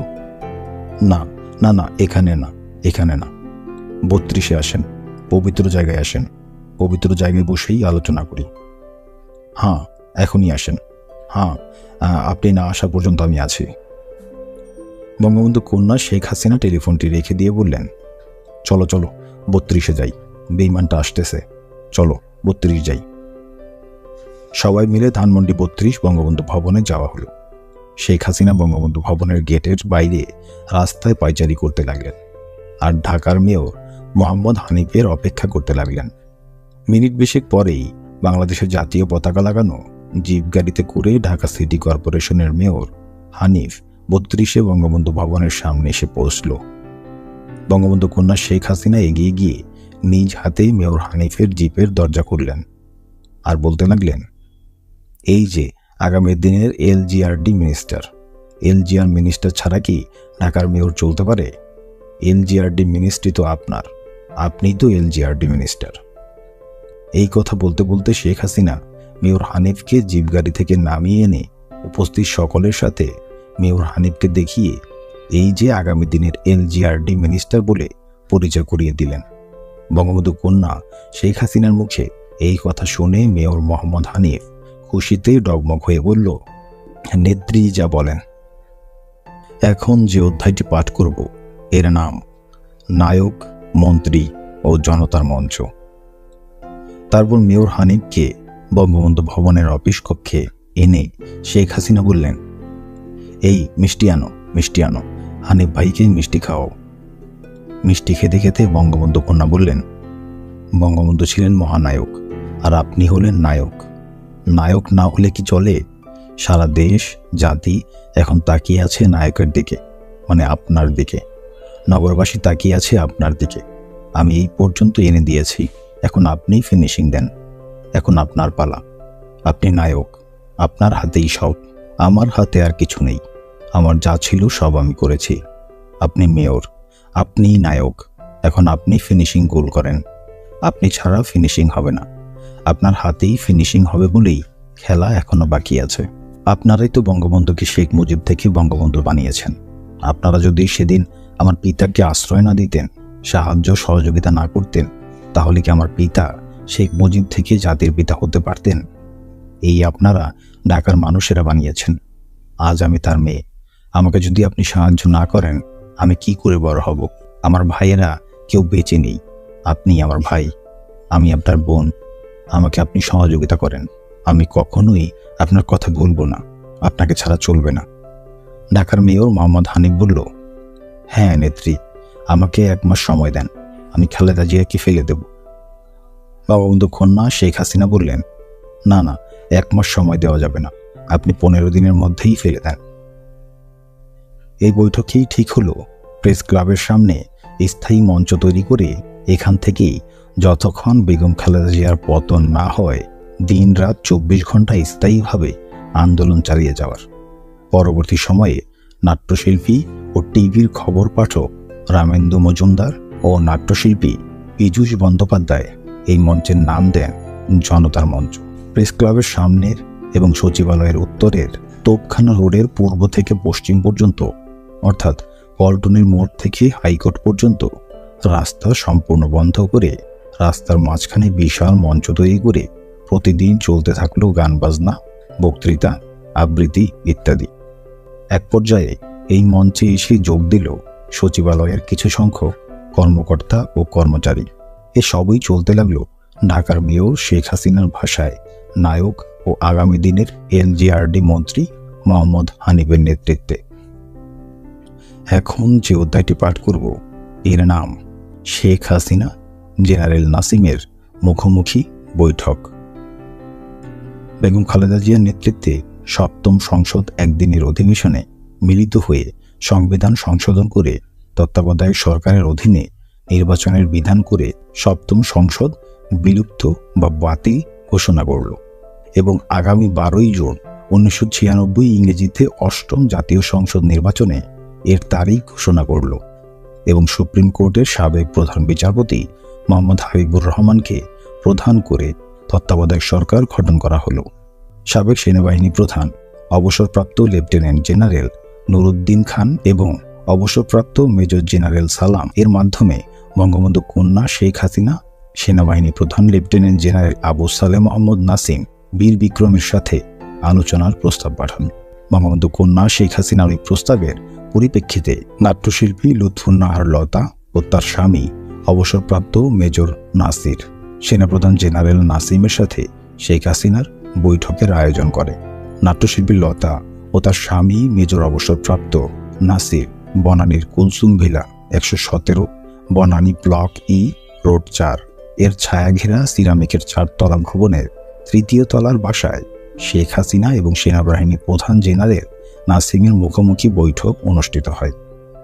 এই বৈঠকে বঙ্গবন্ধু কন্যা শেখ হাসিনা আগামী 12ই জুনের নির্বাচনে সেনাপ্রধান জেনারেল নাসিম এবং তার সৈনিকদের সাহায্য প্রার্থনা করেন। জবাবে সেনাবাহিনী প্রধান জেনারেল নাসিম শেখ হাসিনাকে সার্বিক সাহায্য সহযোগিতার পূর্ণ আশ্বাস দিয়ে বলেন, আপনি চাইলেই এখন থেকে সেনাবাহিনী আপনার নির্দেশেই চলবে। এর জবাবে বঙ্গবন্ধু কন্যা শেখ হাসিনা বলেন, এটা যদি সত্যি হয় তবে ভবিষ্যতে আমিও আপনার নির্দেশেই চলব। এই বৈঠকের পর থেকে সেনাবাহিনী প্রধান লেফটেন্যান্ট জেনারেল আবু সালেহ মোহাম্মদ নাসিম বীর বিক্রম বঙ্গবন্ধু কন্যা শেখ হাসিনার পরামর্শ ও নির্দেশেই সেনাবাহিনী পরিচালনা করতে থাকেন। এখন যে অধ্যায়টি পাঠ করব এর নাম নৌকা, দুর্গাদেবীর বাহন। 1996 এর 12ই জুন নির্বাচনে প্রতিদ্বন্দ্বিতা করার জন্য বিভিন্ন রাজনৈতিক দল প্রার্থী মনোনয়ন দিল। আওয়ামী লীগও মনোনয়ন দিল। গোপালগঞ্জের 3টি আসন এবং বাগেরহাটে 2টি আসনের মোট ভোটারের প্রায় 65% ভোটার হিন্দু সম্প্রদায় হওয়ায় স্বাভাবিক কারণেই এই 5টি আসনে আওয়ামী লীগের নৌকা মার্কা প্রার্থী ছাড়া অন্য কোনো দলের অন্য কোনো মার্কার প্রার্থী নির্বাচনে বিজয়ী হওয়ার কোনোই সম্ভাবনা নেই এবং কোনো কালই বিজয়ী হয়নি এবং হবেও না। 1. মুকসিদপুর ও কাশিয়ানী, 2. গোপালগঞ্জ ও কাশিয়ানী, 3. টুঙ্গিপাড়া ও কোটালীপাড়া, 4. মোল্লারহাট ও ফকিরেরহাট, 5. বৈঠাঘাটা ও দাকব। এই 5টি আসনে যতদিন পর্যন্ত 65% হিন্দু সম্প্রদায় থাকবে ততদিন পর্যন্ত আওয়ামী লীগ প্রার্থী নৌকা মার্কায় একচেটিয়াভাবে বিজয়ী হতে থাকবে। এই 5টি আসনের প্রার্থীদের এলাকায় কোনো কাজ করতে হয় না। যে কোনো প্রকারেই হোক বঙ্গবন্ধু কন্যা শেখ হাসিনার আওয়ামী লীগের নৌকা মার্কা টিকিট নিলেই সে যে কেউ হোক 75% ভোটে বিজয়ী হবে। এই 5টি আসনকে বলা হয় ভিক্ষার আসন। বঙ্গবন্ধু কন্যা শেখ হাসিনা দয়া করে যাকে এই অঞ্চলের আসন ভিক্ষা দেবেন তিনি এই অঞ্চলের জনপ্রতিনিধি বা জাতীয় সংসদ সদস্য অর্থাৎ এমপি। এই অঞ্চলের লেখাপড়া প্রায় অজানা একজন প্রবীণ বৃদ্ধ হিন্দু লোককে কেন আওয়ামী লীগকে ভোট দেন জানতে চাইলে ওই প্রবীণ বৃদ্ধ হিন্দু লোকটি বলেন, আমরা আওয়ামী লীগ ঠিক বুঝি না, আওয়ামী লীগকে ভোটও দেই না, আমরা ভোট দেই নৌকায় অর্থাৎ নৌকা মার্কায় ভোট দেই। নৌকা মার্কায় কেন ভোট দেন জানতে চাইলে তিনি বলেন, বারে নৌকায় ভোট দেব না, নৌকা যে দেবীর বাহন, মা দুর্গা দেবী এই বাহনে চড়েই স্বর্গ থেকে ধরা এসেছিলেন অসুরকে দমন করার জন্য। আর আমরা যদি মা দুর্গার বাহন নৌকায় ভোট না দেই তাইলে দেবীর বাহনের অমর্যাদা হবে, মা দুর্গা অভিসম্পাদ দেবে। এই জন্য দেখেন না ভোটের সময় আমরা সকলেই গিয়ে মা দুর্গা দেবীকে খুশি করার জন্য মা দুর্গা বলে নৌকা মার্কায় ভোট দিয়ে আসি। একজনও বাদ যায় না, সকলে গিয়ে নৌকা মার্কায় ভোট না দিলে মা দুর্গা অসন্তুষ্ট হবে, আমাদের অমঙ্গল হবে। তাই যত কাম থাকুক যত ঝামেলাই থাকুক কোনো রকমে শুধু ভোট কেন্দ্রে যেতে পারলেই হলো, আমরা সকলেই গিয়া নৌকা মার্কায় ভোট দিয়ে আসব। এখন যে অধ্যায়টি পাঠ করব এর নাম রাজাকারের কাছে আসন বিক্রি।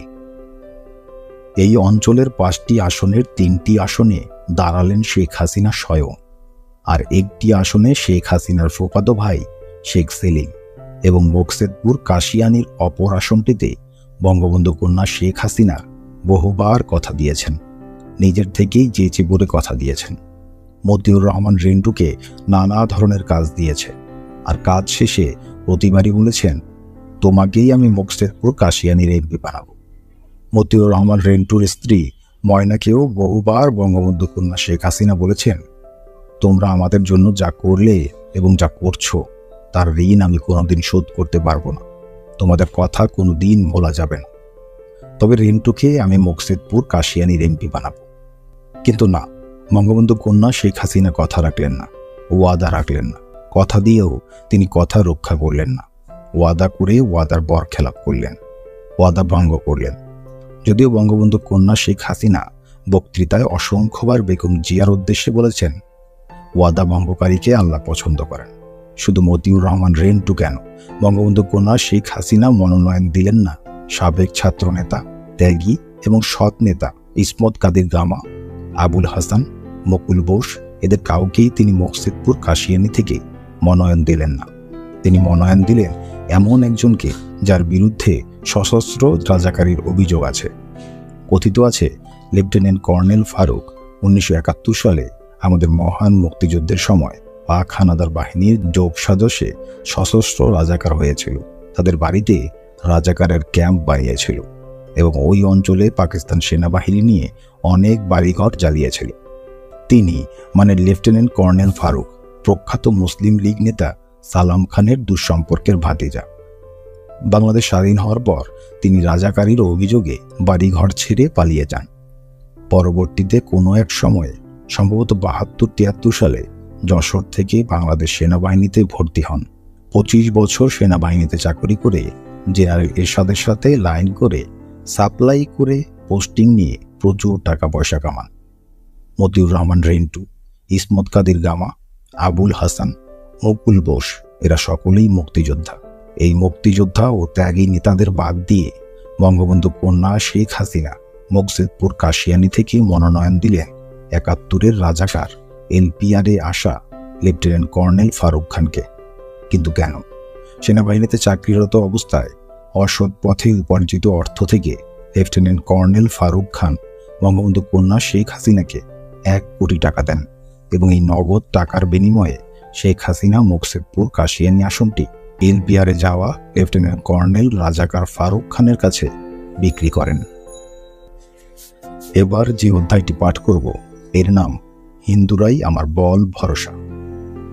বঙ্গবন্ধু কন্যা শেখ হাসিনা যেদিন আওয়ামী লীগের মনোনয়ন ঘোষণা করলেন, সেদিন তিনি নিজে মোট 4টি আসন থেকে নির্বাচনে প্রতিদ্বন্দ্বিতার ঘোষণা দেন। গোপালগঞ্জের 1টি, বাগেরহাটের 2টি এবং ঢাকার ডেমরা থেকে 1টি। এই মোট 4টি আসন থেকে শেখ হাসিনা নিজে নির্বাচনে প্রতিদ্বন্দ্বিতা করার ঘোষণা দেওয়ার পরের দিনই বঙ্গবন্ধু কন্যা শেখ হাসিনা ঢাকার ডেমরা আসন থেকে তার প্রার্থিতা প্রত্যাহার করে নিলে ঢাকার মেয়র মোহাম্মদ হানিফের নেতৃত্বে কয়েকজন নেতা জননেত্রী শেখ হাসিনাকে অনুরোধ করে বলেন, আপনি গোপালগঞ্জ আর বাগেরহাটের 3টি আসন থেকে দাঁড়ালেন, অথচ ঢাকার 1টি আসন থেকেও নির্বাচনে দাঁড়ালেন না। 5টি আসন থেকে তো আপনি দাঁড়ালে পারেনি। খালেদা জিয়া 5টি আসন থেকে দাঁড়িয়েছে, আপনিও 5টি আসন থেকে দাঁড়ান। আপনি আমাদের নেত্রী, আপনি অন্তত ঢাকার 2টি আসন থেকে নির্বাচনে দাঁড়ান। জবাবে বঙ্গবন্ধু কন্যা জননেত্রী শেখ হাসিনা বললেন, গোপালগঞ্জে আর বাগেরহাটে তো 70% হিন্দু আছে, ঢাকায় কত পার্সেন্ট হিন্দু আছে? হিন্দুরা ছাড়াও মুসলমানরা আমাকে ভোট দেন। মুসলমানরা বেঈমান ও অকৃতজ্ঞ, হিন্দুরা ইমানদার এবং কৃতজ্ঞ। আমি হিন্দুদের উপর ভরসা করতে পারি, বিশ্বাস রাখতে পারি, কিন্তু মুসলমানদের বিশ্বাস করা যায় না, ভরসা করা যায় না। এই জন্যই তো আমি 70% হিন্দুদের অঞ্চল গোপালগঞ্জ আর বাগেরহাট থেকে 3টি আসনে দাঁড়িয়েছি, কিন্তু ঢাকা থেকে 1টি আসনেও দাঁড়াইনি। যাও ডেমরা থেকে দাঁড়িয়েছিলাম, খোঁজ খবর করে নিয়ে দেখলাম ডেমরায় তেমন হিন্দু নেই, তাই প্রত্যাহার করে নিয়েছি। ঢাকার মেয়র হানিফ বললেন, এটা আপনার ভুল ধারণা, মুসলমানরা ভোট না দিলে আপনার অন্যান্য প্রার্থীরা জিতে কিভাবে? বঙ্গবন্ধু কন্যা বললেন, মূলত হিন্দুদের ব্যাংক ভোটটা পুরোটা পায়, বাকি আত্মীয় স্বজন নিজস্ব লোক লক্কর দিয়ে গুতিয়ে কাটিয়ে কোনো রকমে বেরিয়ে আসে। হিন্দুরা না থাকলে আমি, আমার দল একটি আসনেও জিততে পারতাম না। হিন্দুরা যাতে নিরাপদে নির্বিঘ্নে ভোট দিতে পারে, এই জন্যই তো আমি এত আন্দোলন সংগ্রাম করে তত্ত্বাবধায়ক সরকার আদায় করেছি। হিন্দুরাই আমার বল, হিন্দুরাই আমার ভরসা। নির্বাচনী প্রচারের কাজ দ্রুত এগিয়ে চলছে। সারা দেশ পোস্টার, প্লেকার্ড, ফেস্টুন, ব্যানার এবং দেয়াল লিখনে ছেয়ে গেছে। কোথাও এতটুকু খালি জায়গা নেই। প্রতিদিন রাতে চলছে মিটিং আর মিছিল। এবারে যে অধ্যায়টি পাঠ করব তা হল সৈন্য নামানোর নির্দেশ দিয়ে চম্পট। 1996 সালের এপ্রিল মাসের শেষ সপ্তাহে নাট্যশিল্পী লুৎফুর নাহার লতার মাধ্যমে সেনাবাহিনী প্রধান জেনারেল নাসিম বঙ্গবন্ধু কন্যা শেখ হাসিনার কাছে সংবাদ পাঠালেন যে 25 মার্চ 95 সপ্তম পার্লামেন্ট 24 ঘন্টার বেশি বিরতিহীন অধিবেশনে সংবিধানে যে সংশোধনী আনা হয়েছে তাতে রাষ্ট্রপতির হাতে সেনাবাহিনীর সকল কর্তৃত্ব দেওয়া হয়েছে। অর্থাৎ সংশোধিত সংবিধান অনুযায়ী সেনাবাহিনীর সকল কর্তৃত্ব বিএনপির বর্তমান রাষ্ট্রপতি আব্দুর রহমান বিশ্বাসকে দেওয়া হয়েছে। তত্ত্বাবধায়ক সরকার প্রধান বিচারপতি মোহাম্মদ হাবিবুর রহমানের কাছে এবং সেনাবাহিনীর প্রধান জেনারেল নাসিমের কাছে সেনাবাহিনীর কোনো কর্তৃত্বই নেই। এই সংবাদ শোনার পর শেখ হাসিনা বলেন, ও এই জন্যই খালেদা জিয়া দিন রাত পার্লামেন্টে বসেছিল। খালেদা জিয়া 24 ঘন্টারও বেশি সময় ধরে সংসদ অধিবেশনে বসে থেকেই এই কুকীর্তি করেছে। আমি তো বুঝিনি, আগে চিন্তা করিনি। এরপর বঙ্গবন্ধু কন্যা হাসিনা উত্তেজিত হয়ে বলেন, কিসের সংবিধান, কিসের সংশোধনী? আমি যা বলবো জেনারেল নাসিমকে তাই করতে হবে। জেনারেল নাসিম আমাকে কথা দিয়েছে, আমি যা বলবো, আমি যে নির্দেশ দেব নাসিম সেভাবেই সেনাবাহিনী চালাবে। লতা, তুমি যাও, সেনাবাহিনী প্রধান জেনারেল নাসিমকে বলো আমি যেভাবে বলবো, যা বলবো সে যেন সেভাবেই তা করে। বাকি সব দায় দায়িত্ব আমার, আমিই বুঝব। সংবিধান অনুযায়ী সেনাবাহিনীর পুরো কর্তৃত্ব ও দায় দায়িত্ব রাষ্ট্রপতি আব্দুর রহমান বিশ্বাসের। কিন্তু সেনাবাহিনী প্রধান জেনারেল নাসিম বীর বিক্রম প্রতিদিন প্রতি মুহূর্তে বঙ্গবন্ধু কন্যা শেখ হাসিনার নির্দেশে সেনাবাহিনী পরিচালনা করতে লাগলেন। দ্বৈত নির্দেশনার কারণে ভেতরে ভেতরে সেনাবাহিনীতে সংকট সৃষ্টি হলো। রাষ্ট্রপতি রহমান বিশ্বাস সেনা কর্মকর্তাদের কোনো নির্দেশ দিলে সেনাপ্রধান জেনারেল নাসিম শেখ হাসিনার নির্দেশে তার বিপরীত নির্দেশ দিতে লাগলেন। এমনকি রাষ্ট্রপতি কোনো সেনা কর্মকর্তাকে বদলি নির্দেশ দিলে বঙ্গবন্ধু কন্যা শেখ হাসিনার নির্দেশে তার বিপরীত নির্দেশ দিতে লাগলেন। এমনকি রাষ্ট্রপতি কোনো সেনা কর্মকর্তাকে বদলির নির্দেশ দিলে বঙ্গবন্ধু কন্যা শেখ হাসিনার নির্দেশে জেনারেল নাসিম পাল্টা বদলির নির্দেশ দিতে শুরু করলেন। সেনাবাহিনীর ভেতরকার সংকট আরো ঘনীভূত হয়ে সংঘাতের দিকে যেতে লাগে। এই পরিস্থিতিতে রাষ্ট্রপতি আব্দুর রহমান বিশ্বাস 18 মে 1996 বগুড়া সেনানিবাসে জিওসি মেজর জেনারেল গোলাম হেলাল মোর্শেদ খান, বিবিপিএসসি এবং বিডিআর-এর উপমহাপরিচালক ব্রিগেডিয়ার মিরন হামিদুর রহমানকে অকালীন অবসর দান করেন।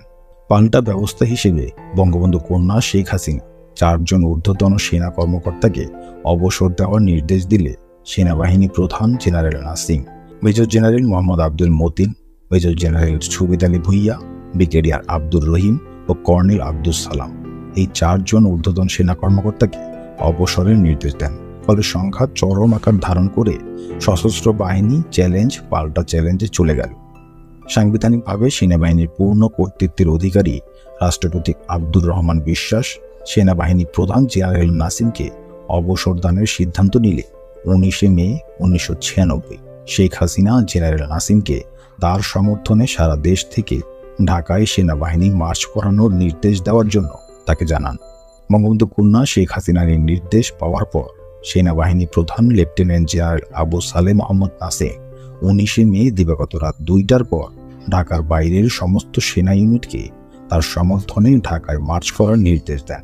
এর কয়েক ঘন্টা পরে 20 মে সকাল 8টায় বেসরকারি বিমান এরো ব্যাঙ্গলে করে শেখ হাসিনা সেনাবাহিনী প্রধান জেনারেল নাসিমকে অবহিত না করে চুপিসারে কক্সবাজারের উদ্দেশ্যে ঢাকা ত্যাগ করেন।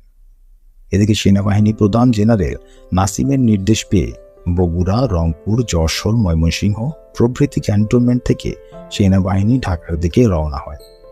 সেনাবাহিনী প্রধান জেনারেল নাসিমের নির্দেশে এবং সমর্থনে ঢাকার বাইরে থেকে আসা সৈনিকদের মূল নেতৃত্ব দেন Mymensingh brigade commander brigadier Zillur Rahman এবং Bogura brigade commander brigadier Shafi Mahmud. এই পরিস্থিতিতে রাষ্ট্রপতি আব্দুর রহমান বিশ্বাস সেনাবাহিনী প্রধান জেনারেল নাসিমকে বরখাস্ত করে সিজিএস মেজর জেনারেল মাহবুবুর রহমানকে লেফটেন্যান্ট জেনারেল পদোন্নতি দিয়ে নতুন সেনাবাহিনী প্রধান পদে নিয়োগ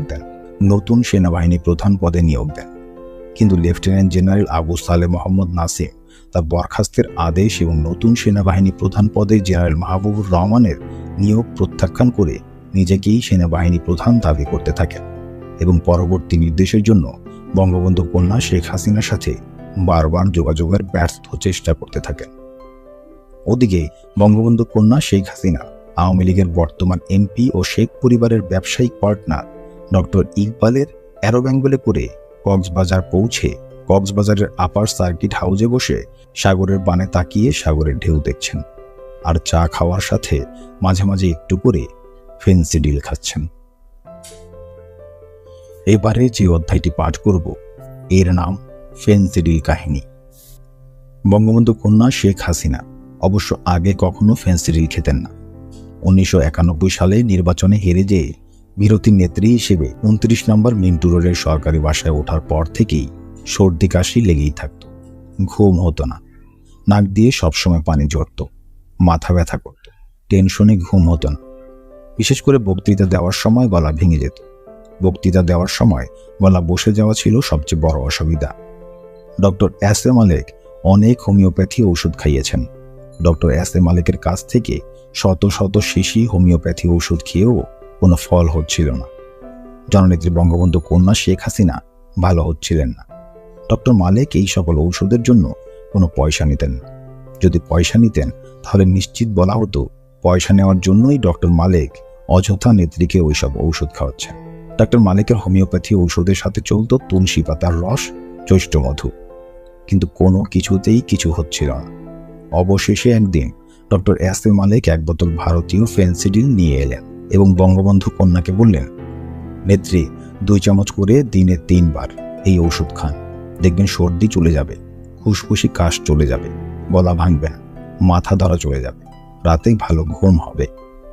একজন বলল, হায় হায়, এটা তো ফেন্সিডিল, আপা এটা খেয়ে মানুষ নেশা করে, মালেক ভাই এটা আপনি কি আনলেন? ডক্টর এস এ মালেক বললেন, রাখো তোমার কথাবার্তা, নেত্রী এই ওষুধ আমাদের দেশেই ছিল, আমরা কত প্রেসক্রাইব করেছি, এটা খুবই কার্যকরী এবং ভালো ওষুধ। এরশাদ আমলে শুধু শুধু এই ওষুধটা ব্যান্ড করেছে। নেত্রী আপনি খেয়ে দেখেন, যদি আপনার অসুবিধা দূর না হয়েছে তবে আমাকে বলবেন। এটা 1992 সালের প্রথম দিকের কথা। এরপর থেকেই 2 চামচ করে দিনে 3 বার, আর যেদিন মিটিং থাকে, জনসভা থাকে, বক্তৃতা থাকে, সেদিন 5 থেকে 6 চামচ করে দিনে 3-4 বার, এমনকি চায়ের লিকারের সাথে মিশিয়ে জনসভার মঞ্চে নিয়ে গলা ঠিক রাখার জন্য বক্তৃতার আগ মুহূর্তে পর্যন্ত।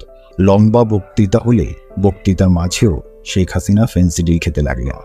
এভাবে 2 থেকে 3 বছর নেত্রী নিয়মিত প্রতিদিন ফেন্সিডিল খেলেন। পরবর্তী পর্যায়ে তিনি আর ফেন্সিডিল ছাড়তে পারলেন না।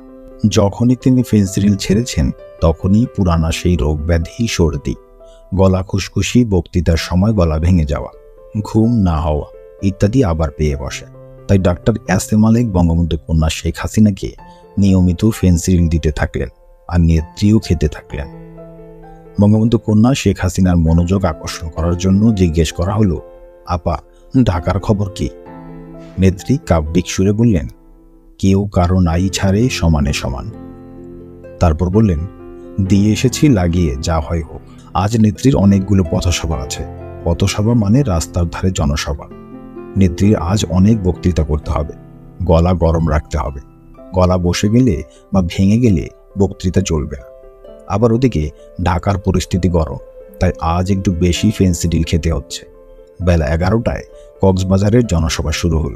এর মধ্যে ঢাকার পরিস্থিতির গুরুতর অবনতি ঘটার সংবাদ এলো। রাষ্ট্রপতি এবং জেনারেল নাসিমের এই সংঘাতে ঢাকা ক্যান্টনমেন্ট কার নিয়ন্ত্রণে এটা বোঝা যাচ্ছে না। তবে সাভার ও গাজীপুর ক্যান্টনমেন্ট যে রাষ্ট্রপতির পক্ষে এটা বোঝা গেল এই কারণে যে জেনারেল নাসিমের নির্দেশে ঢাকা অভিমুখে আসা যশোর, রংপুর, বগুড়া এবং ময়মনসিংহ ক্যান্টনমেন্টের সৈনিকদের প্রতিরোধ করার জন্য 9ম পদাতিক ডিভিশনের জিওসি মেজর জেনারেল ইমামুজ্জামানের নির্দেশে সাভার ক্যান্টনমেন্টের সৈনিকেরা আরিচা ঘাটে অবস্থান নেয় এবং ফেরি চলাচল বন্ধ করে দেয় ও নদী পার হওয়ার অপেক্ষায় থাকা দৌলতিয়া এবং নগরবাড়ি ঘাটের সৈনিকদের নদী পার হওয়ার চেষ্টা করলে ডুবিয়ে দেওয়া হবে বলে ওয়্যারলেসের মাধ্যমে হুঁশিয়ার করে দেয়। এদিকে ময়মনসিংহ থেকে আসা সৈনিকদের রাস্তায় ব্যারিকেড দিয়ে গাজীপুরের সৈনিকরা আটকিয়ে দেয়। কুমিল্লার ময়নামতি, চিটাগাং, বান্দরবান প্রভৃতি ক্যান্টনমেন্টের অবস্থা বোঝা যায় না। শেখ হাসিনা ইতোমধ্যে 7টি পথসভায় বক্তৃতা করেছেন। ঢাকা থেকে খবর এলো ঢাকার রাস্তায় ট্যাঙ্ক নেমেছে, কিন্তু কার পক্ষে নেমেছে, অর্থাৎ লড়াইয়ে কে জিতেছে, জেনারেল নাসিব না রাষ্ট্রপতি, এটা কিছুতেই নিশ্চিত হওয়া গেল না। এই পরিস্থিতিতে বঙ্গবন্ধু কন্যা শেখ হাসিনা পথসভার কর্মসূচি বাতিল করে দেন এবং কোথায় পালাবেন সেই চিন্তায় ও চেষ্টায় ব্যস্ত হয়ে পড়েন। কেউ বলেন টেকনাফে, কেউ বলেন বান্দরবানে, কেউ বলেন চিটাগাঙে। আওয়ামী লীগের বান্দরবানের বর্তমান এমপি বীর বাহাদুর বঙ্গবন্ধু কন্যা শেখ হাসিনাকে বান্দরবানে নিয়ে যেতে থাকলে প্রতিমধ্যে চিটাগাং সিটি কর্পোরেশনের মেয়র মহিউদ্দিন, বর্তমানে শেখ হাসিনার শ্রমমন্ত্রী মান্নান, বিমানমন্ত্রী ইঞ্জিনিয়ার মোশাররফ হোসেন শেখ হাসিনা সহ সকলকে চিটাগাং সার্কিট হাউসে নিয়ে তোলেন। চিটাগাং সার্কিট হাউসের ভিভিআই রুমে বঙ্গবন্ধু কন্যা শেখ হাসিনা, মেয়র মহিউদ্দিন, চিটাগাং আওয়ামী লীগ সভাপতি বর্তমান শ্রমমন্ত্রী মান্নান, কেন্দ্রীয় নেত্রী অ্যাডভোকেট সাহারা খাতুন, কেন্দ্রীয় নেতা ডক্টর মোস্তফা জালাল মহিউদ্দিন সহ কয়েকজন বসে টেলিভিশন দেখছেন। দেশের এই সংকট মুহূর্তে করণীয় কি সে বিষয়ে জননেত্রী শেখ হাসিনা বেমালুম নিশ্চুপ। টেলিভিশন দেখা ছাড়া এই সংকটময় মুহূর্তে আর যেন কোনো কাজ নেই। শুধু ঢাকায় একটা ফোন করে শেখ হাসিনা রেহানাকে বাসা ছেড়ে অন্য জায়গায় থাকার কথা বলেই নিশ্চুপ, নির্বিকার। অ্যাডভোকেট সাহারা খাতুন জিজ্ঞেস করল, নেত্রী, আমাদের করণীয় কি? নেত্রী উত্তরে আমতা আমতা করলেন। ঢাকা থেকে আসা নেত্রীর সফর সঙ্গী মোটরসাইকেল আরোহী বলল, আমাদের এখন উচিত জেনারেল নাসিমের পক্ষে মিছিল বের করা। অ্যাডভোকেট সাহারা খাতুন জানতে চাইলেন, কি জন্য জেনারেল নাসিমের পক্ষে মিছিল বের করা উচিত? এই জন্য মিছিল বের করা উচিত, জেনারেল নাসিম বিএনপি রাষ্ট্রপতি আব্দুর রহমান বিশ্বাসের প্রতিপক্ষ, মানে বিএনপির প্রতিপক্ষ। জেনারেল নাসিমকে সেনাবাহিনী প্রধান করে রাখতে পারলে সেনাবাহিনীতে চেক অ্যান্ড ব্যালেন্স থাকবে, আর জেনারেল নাসিমের পতন ঘটলে বিএনপির রাষ্ট্রপতি রহমান বিশ্বাসের সেনাবাহিনীর উপর একক কর্তৃত্ব প্রতিষ্ঠিত হবে। ফলে আগামী 12ই জুনের নির্বাচনে এর প্রভাব পড়বে। ঠিক আছে, নাসিমের পক্ষে মিছিল বের করেন বলেই বঙ্গবন্ধু কন্যা শেখ হাসিনা বেডরুমে ঢুকে পড়লেন। চিটাগাংয়ের মেয়র মহিউদ্দিন, সভাপতি মান্নান মিছিল বের করতে অস্বীকৃতি প্রকাশ করলে, তাদের মিছিল বের করার জন্য চাপাচাপি করলে তারা বলেন, এখন কোথায় লোকজন পাবো? মিছিলের স্লোগান কি হবে? ঢাকা থেকে আগত নেত্রীর সফর সঙ্গী মোটরসাইকেল আরোহী বলল, যে কোনো কিছুর বিনিময়েই মিছিল করতে হবে, নইলে 12ই জুনের নির্বাচনে আবার ক্ষমতায় যেতে চান। জেনারেল নাসিম যদি নাও ডেকে, নাসিমের যদি পতনও হয়, তথাপি মিছিল বের করে প্রোটেস্ট বজায় রাখতে হবে। আপনারা মিছিল বের করেন, মিছিলে স্লোগান দেবেন, জেনারেল নাসিম জিন্দাবাদ, রহমান বিশ্বাস নিপাত যাক। এই পর্যায়ে মহিউদ্দিন আর মান্নান বাইরে যেয়ে কয়েকজন লোকের একটা মিছিল বের করে সার্কিট হাউসের চারপাশে ঘুরল। টেলিভিশনে রাষ্ট্রপতি আব্দুর রহমান বিশ্বাসের ভাষণ শুরু হল। শেখ হাসিনা ভাষণ শুনে বলেন, তত্ত্বাবধায়ক সরকার কোথায়? হাবিবুর রহমান কোথায়? খালেদা জিয়া 24 ঘন্টা সংসদে বসে থেকে এমনভাবে সংবিধান সংশোধন করেছে যে ক্ষমতা আসলে ওদের হাতেই রয়ে গেছে, আমরা তার কিছুই বুঝিনি। শেখ হাসিনা আবার বেডরুমে চলে গেলেন। ঢাকা থেকে আগত সফর সঙ্গী মোটরসাইকেল আরোহী ঢাকায় ফোন করে তার স্ত্রীকে বলল, তুমি যাও আওয়ামী লীগ অফিসে এবং আওয়ামী লীগের নেতাকর্মীদের বাসায়, যে বলো বঙ্গবন্ধু কন্যা শেখ হাসিনা নির্দেশ দিয়েছে মিছিল বের করতে এবং মিছিলে স্লোগান দেবে, জেনারেল নাসিম জিন্দাবাদ, রহমান বিশ্বাস নিপাত যাক। হঠাৎ বেডরুমের রিসিভার থেকে বঙ্গবন্ধু কন্যা শেখ হাসিনা বলে উঠলেন, এই এই এই, তারপর চুপ, আর কিছুই বললেন না। অর্থাৎ নেত্রী বেডরুমের রিসিভার তুলে এতক্ষণ কথাগুলো আড়ি পেতে শুনেছিলেন। টেলিভিশনে তত্ত্বাবধায়ক সরকার প্রধান বিচারপতি হাবিবুর রহমানের বক্তৃতা নেত্রী শুনলেন এবং আবার বেডরুমে চলে গেলেন। বেডরুমে গিয়ে নজিব ও বাহাউদ্দিন নাসিম বঙ্গবন্ধু কন্যাকে সার্কিট হাউস ছেড়ে অন্যত্র পালিয়ে যেতে পরামর্শ দিলে তিনি বলেন, আমি কোথায় যাব, তার চেয়ে দেখো কি হয়। বলেই শেখ হাসিনা পুরো আধা বোতল ফেনসিডিল খেয়ে শুয়ে পড়লেন। মাঝরাতে মোটামুটি নিশ্চিত হওয়া যায় যে জেনারেল নাসিম এ লড়াইয়ে পরাজিত। সকালবেলা জননেত্রী শেখ হাসিনা বলেন, নাসিম পরাজিত হয়েছে, ভালো হয়েছে। ওকে আমি ফেব্রুয়ারি মাসে ক্ষমতা নিতে বলেছিলাম, ও তখন ডার্ট দেখিয়েছে, পরাজিত হয়েছে, ঠিক হয়েছে। সকাল 9টার ফ্লাইটে বঙ্গবন্ধু কন্যা শেখ হাসিনা চট্টগ্রাম থেকে ঢাকায় ফিরলেন। সেনাবাহিনী প্রধান লেফটেন্যান্ট জেনারেল আবু সালে মোহাম্মদ নাসিম বীর বিক্রম বরখাস্ত ও গ্রেপ্তার হলেন। এরপর থেকে আর কোনোদিন বঙ্গবন্ধু কন্যা শেখ হাসিনা জেনারেল নাসিমের নাম বিন্দু বিসর্গও উচ্চারণ করলেন না। এবার যে অধ্যায়টি পাঠ করব, এর নাম আবু হেনার আগমন। 12 জুন 1996 নজিরবিহীন দৃষ্টান্ত স্থাপন করে জাতীয় সংসদ নির্বাচন অনুষ্ঠিত হল। নর নারী নির্বিশেষে জনগণ স্বতঃস্ফূর্তভাবে হাসতে হাসতে ভোট কেন্দ্রে গেল, হাসতে হাসতে নিজেদের ভোট দিল, আবার হাসতে হাসতেই ঘরে ফিরে এলো। সন্ধ্যার পর বাংলাদেশ টেলিভিশনে নির্বাচনী ফলাফল ঘোষণা শুরু হলো। প্রথম দিকে দেখা যায় আওয়ামী লীগ বেশ এগিয়ে রয়েছে। রাত 10টার পর আবার দেখা যায় বিএনপি বেশ এগিয়ে রয়েছে। প্রথম দিকের ঘোষিত নির্বাচনী ফলাফলে বঙ্গবন্ধু কন্যা শেখ হাসিনা সহ উপস্থিত সকলেই বেশ পুলকিত হতে থাকেন। কিন্তু রাত 10টার পরের ঘোষিত ফলাফলে সকলেই চিন্তিত হয়ে পড়েন।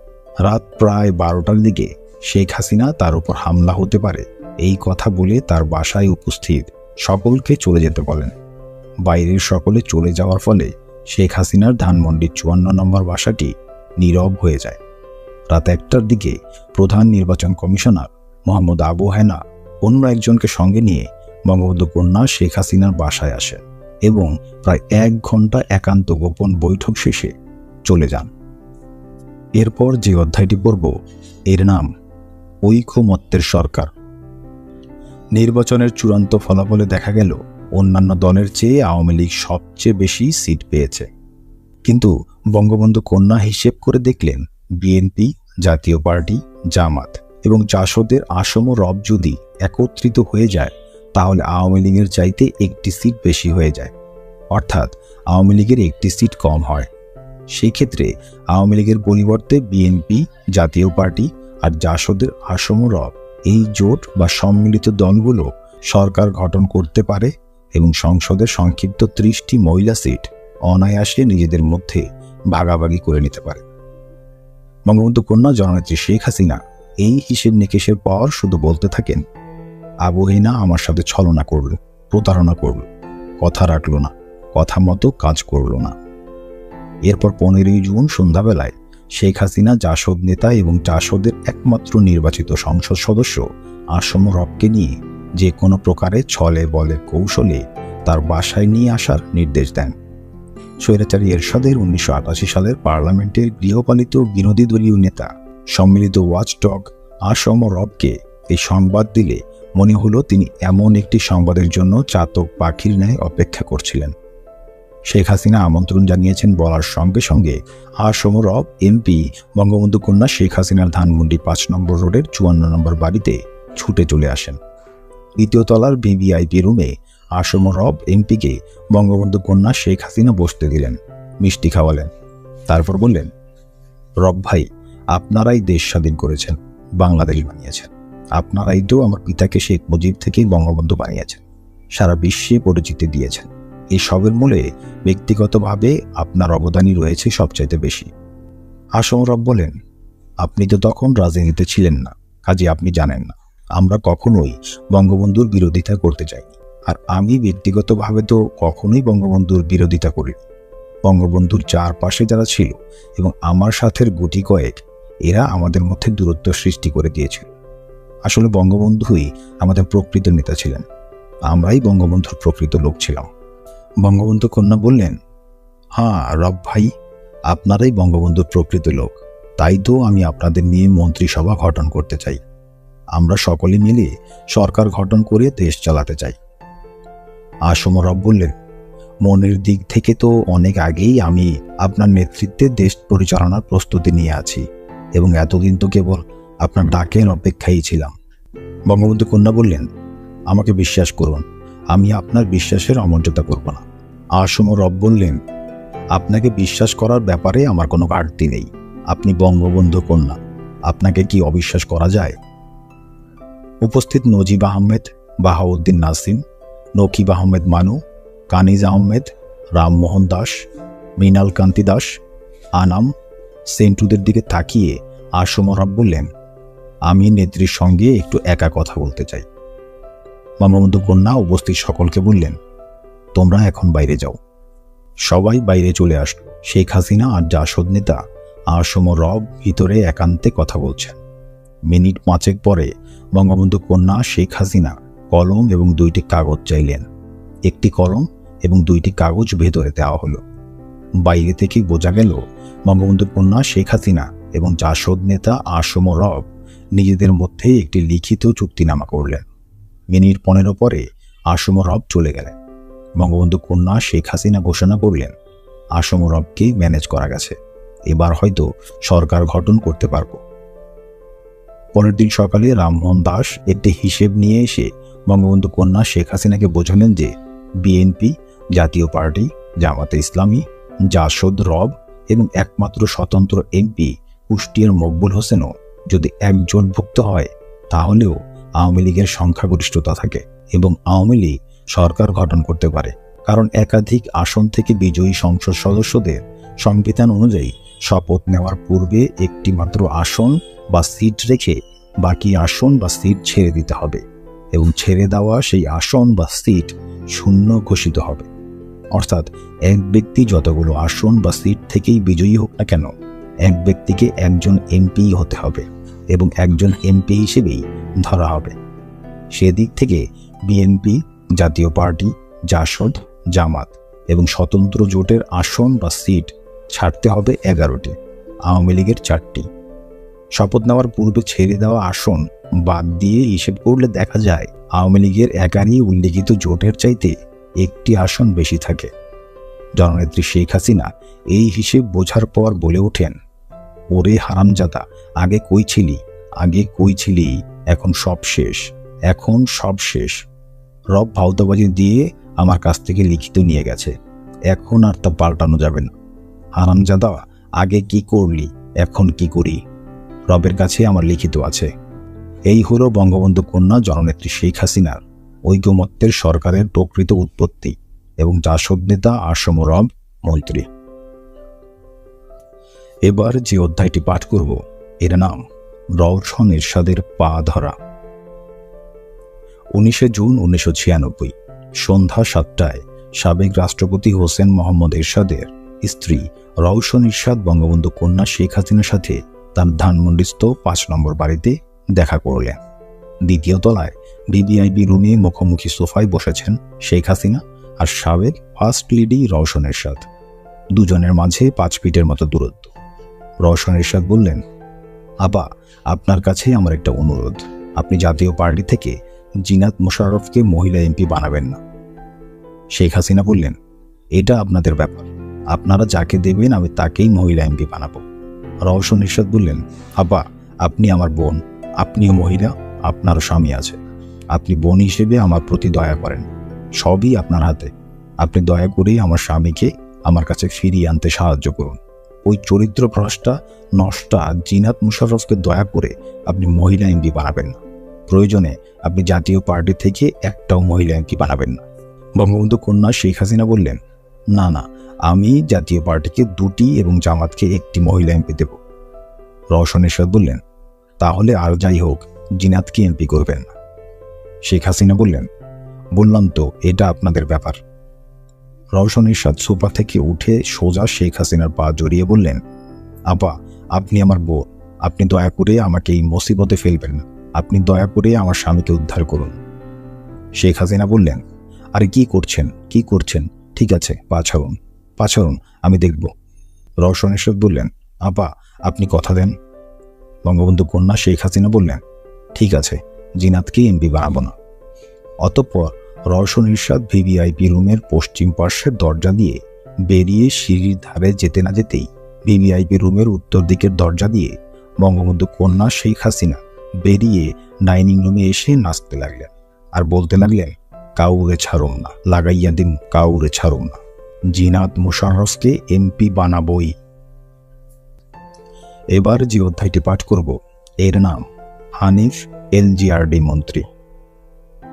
আগামী 23শে জুন 1996 সন্ধ্যা 7টায় বঙ্গভবনে রাষ্ট্রপতি আব্দুর রহমান বিশ্বাসের কাছে বঙ্গবন্ধু কন্যা হাসিনা প্রধানমন্ত্রী হিসেবে শপথ নেবেন।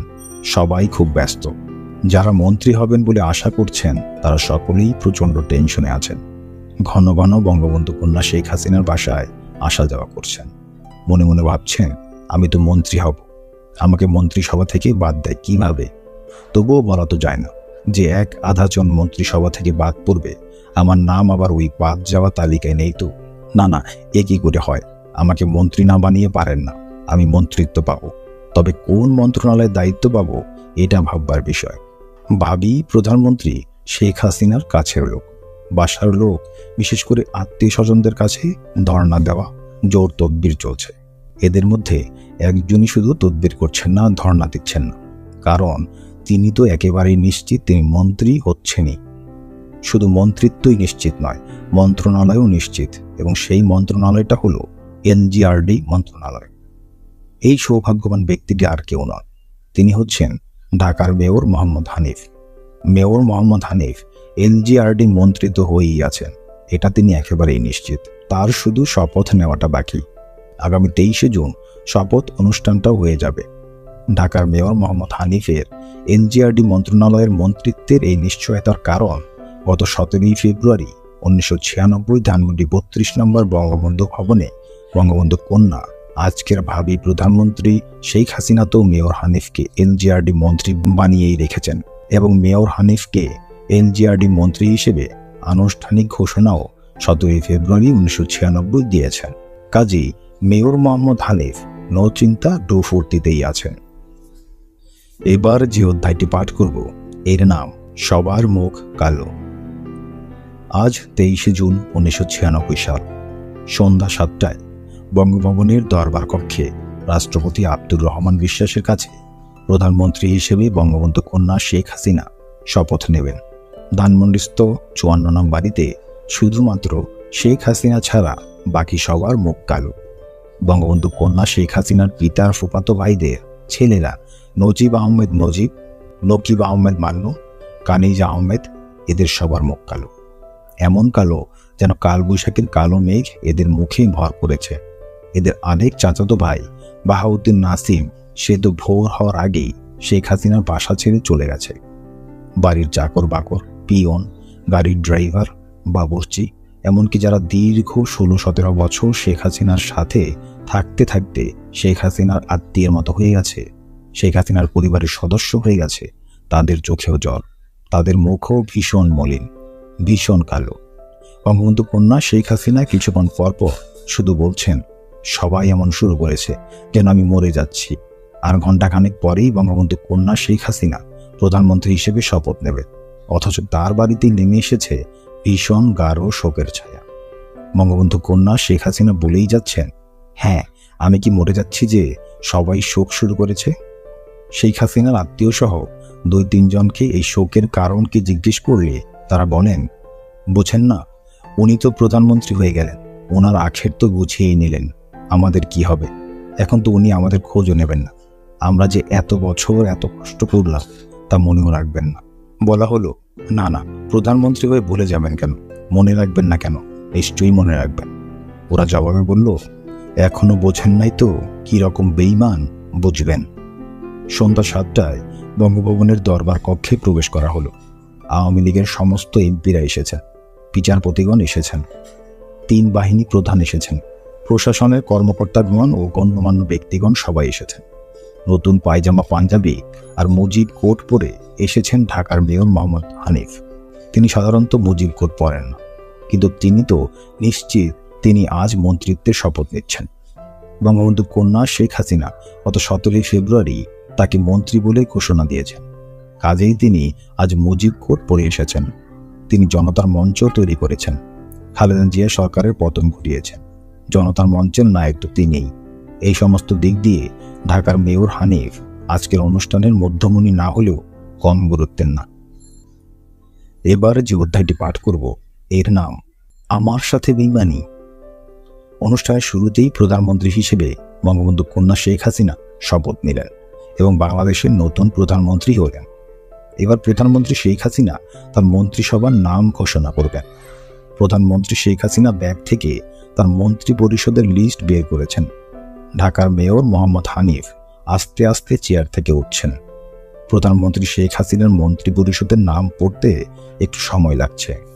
ঢাকার মেয়র হানিফ এমনভাবে আছেন যে তিনি না চেয়ারে বসে আছেন না দাঁড়িয়ে আছেন। তিনি মনে করছেন চেয়ারে বসে কি লাভ, এখনই তো উঠতে হবে। মন্ত্রী পরিষদের প্রথম নামটাই তার। চেয়ার ছেড়ে দাঁড়াচ্ছেন না এই জন্য যে দৃষ্টিকটু মনে হতে পারে, তাই তিনি আধা বসা আধা দাঁড়ানো অবস্থায় আছেন। প্রধানমন্ত্রী শেখ হাসিনা মন্ত্রী পরিষদের নাম পড়তে লাগলেন। প্রথম নামটি মেয়র হানিফের না, দ্বিতীয়টি না, তৃতীয়টি না, চতুর্থ না, পঞ্চম না, ষষ্ঠ না, সপ্তম না, অষ্টম না, না না না না। এরপর মেয়র মোহাম্মদ হানিফ কানায় কানায় শ্রোতা দর্শকে ভরা দরবার কক্ষের চেয়ারের দুসারির মাঝখান দিয়ে দ্রুত বঙ্গভবন ত্যাগ করে বেরিয়ে যেতে থাকলে একজন তাকে পিছন থেকে হানিফ ভাই বলে জড়িয়ে ধরলে তিনি তাকে ধাক্কা মেরে সরিয়ে দিয়ে আমার সাথে বেইমানি, আমার সাথে বেইমানি বলতে বলতে বঙ্গভবন ত্যাগ করে চলে যান। প্রধানমন্ত্রী শেখ হাসিনা তার বাসায় ফিরে রাতের খাবার খেতে খেতে বলেন, আজ আমার দুটি আনন্দ, প্রধানমন্ত্রী হতে পারার আনন্দ আর হানিফের বেইমানির প্রতিশোধ নিতে পারার আনন্দ। পরবর্তী পর্যায়ে মেয়র মোহাম্মদ হানিফ ডায়াবেটিক হাসপাতালে ভর্তি হয়ে সাংবাদিক ডেকে বলেন, কাউকে সম্মান না করেন অপমান করতে পারেন না। তারপর দাবি করলেন মিনি গভর্নমেন্টের, এরপর মেট্রোপলিটন অথরিটির। কিন্তু না, মেয়র হানিফের কিছুই পাওয়া হলো না। মন্ত্রিত্ব না, মিনি গভর্নমেন্ট না, মেট্রোপলিটন অথরিটিও না।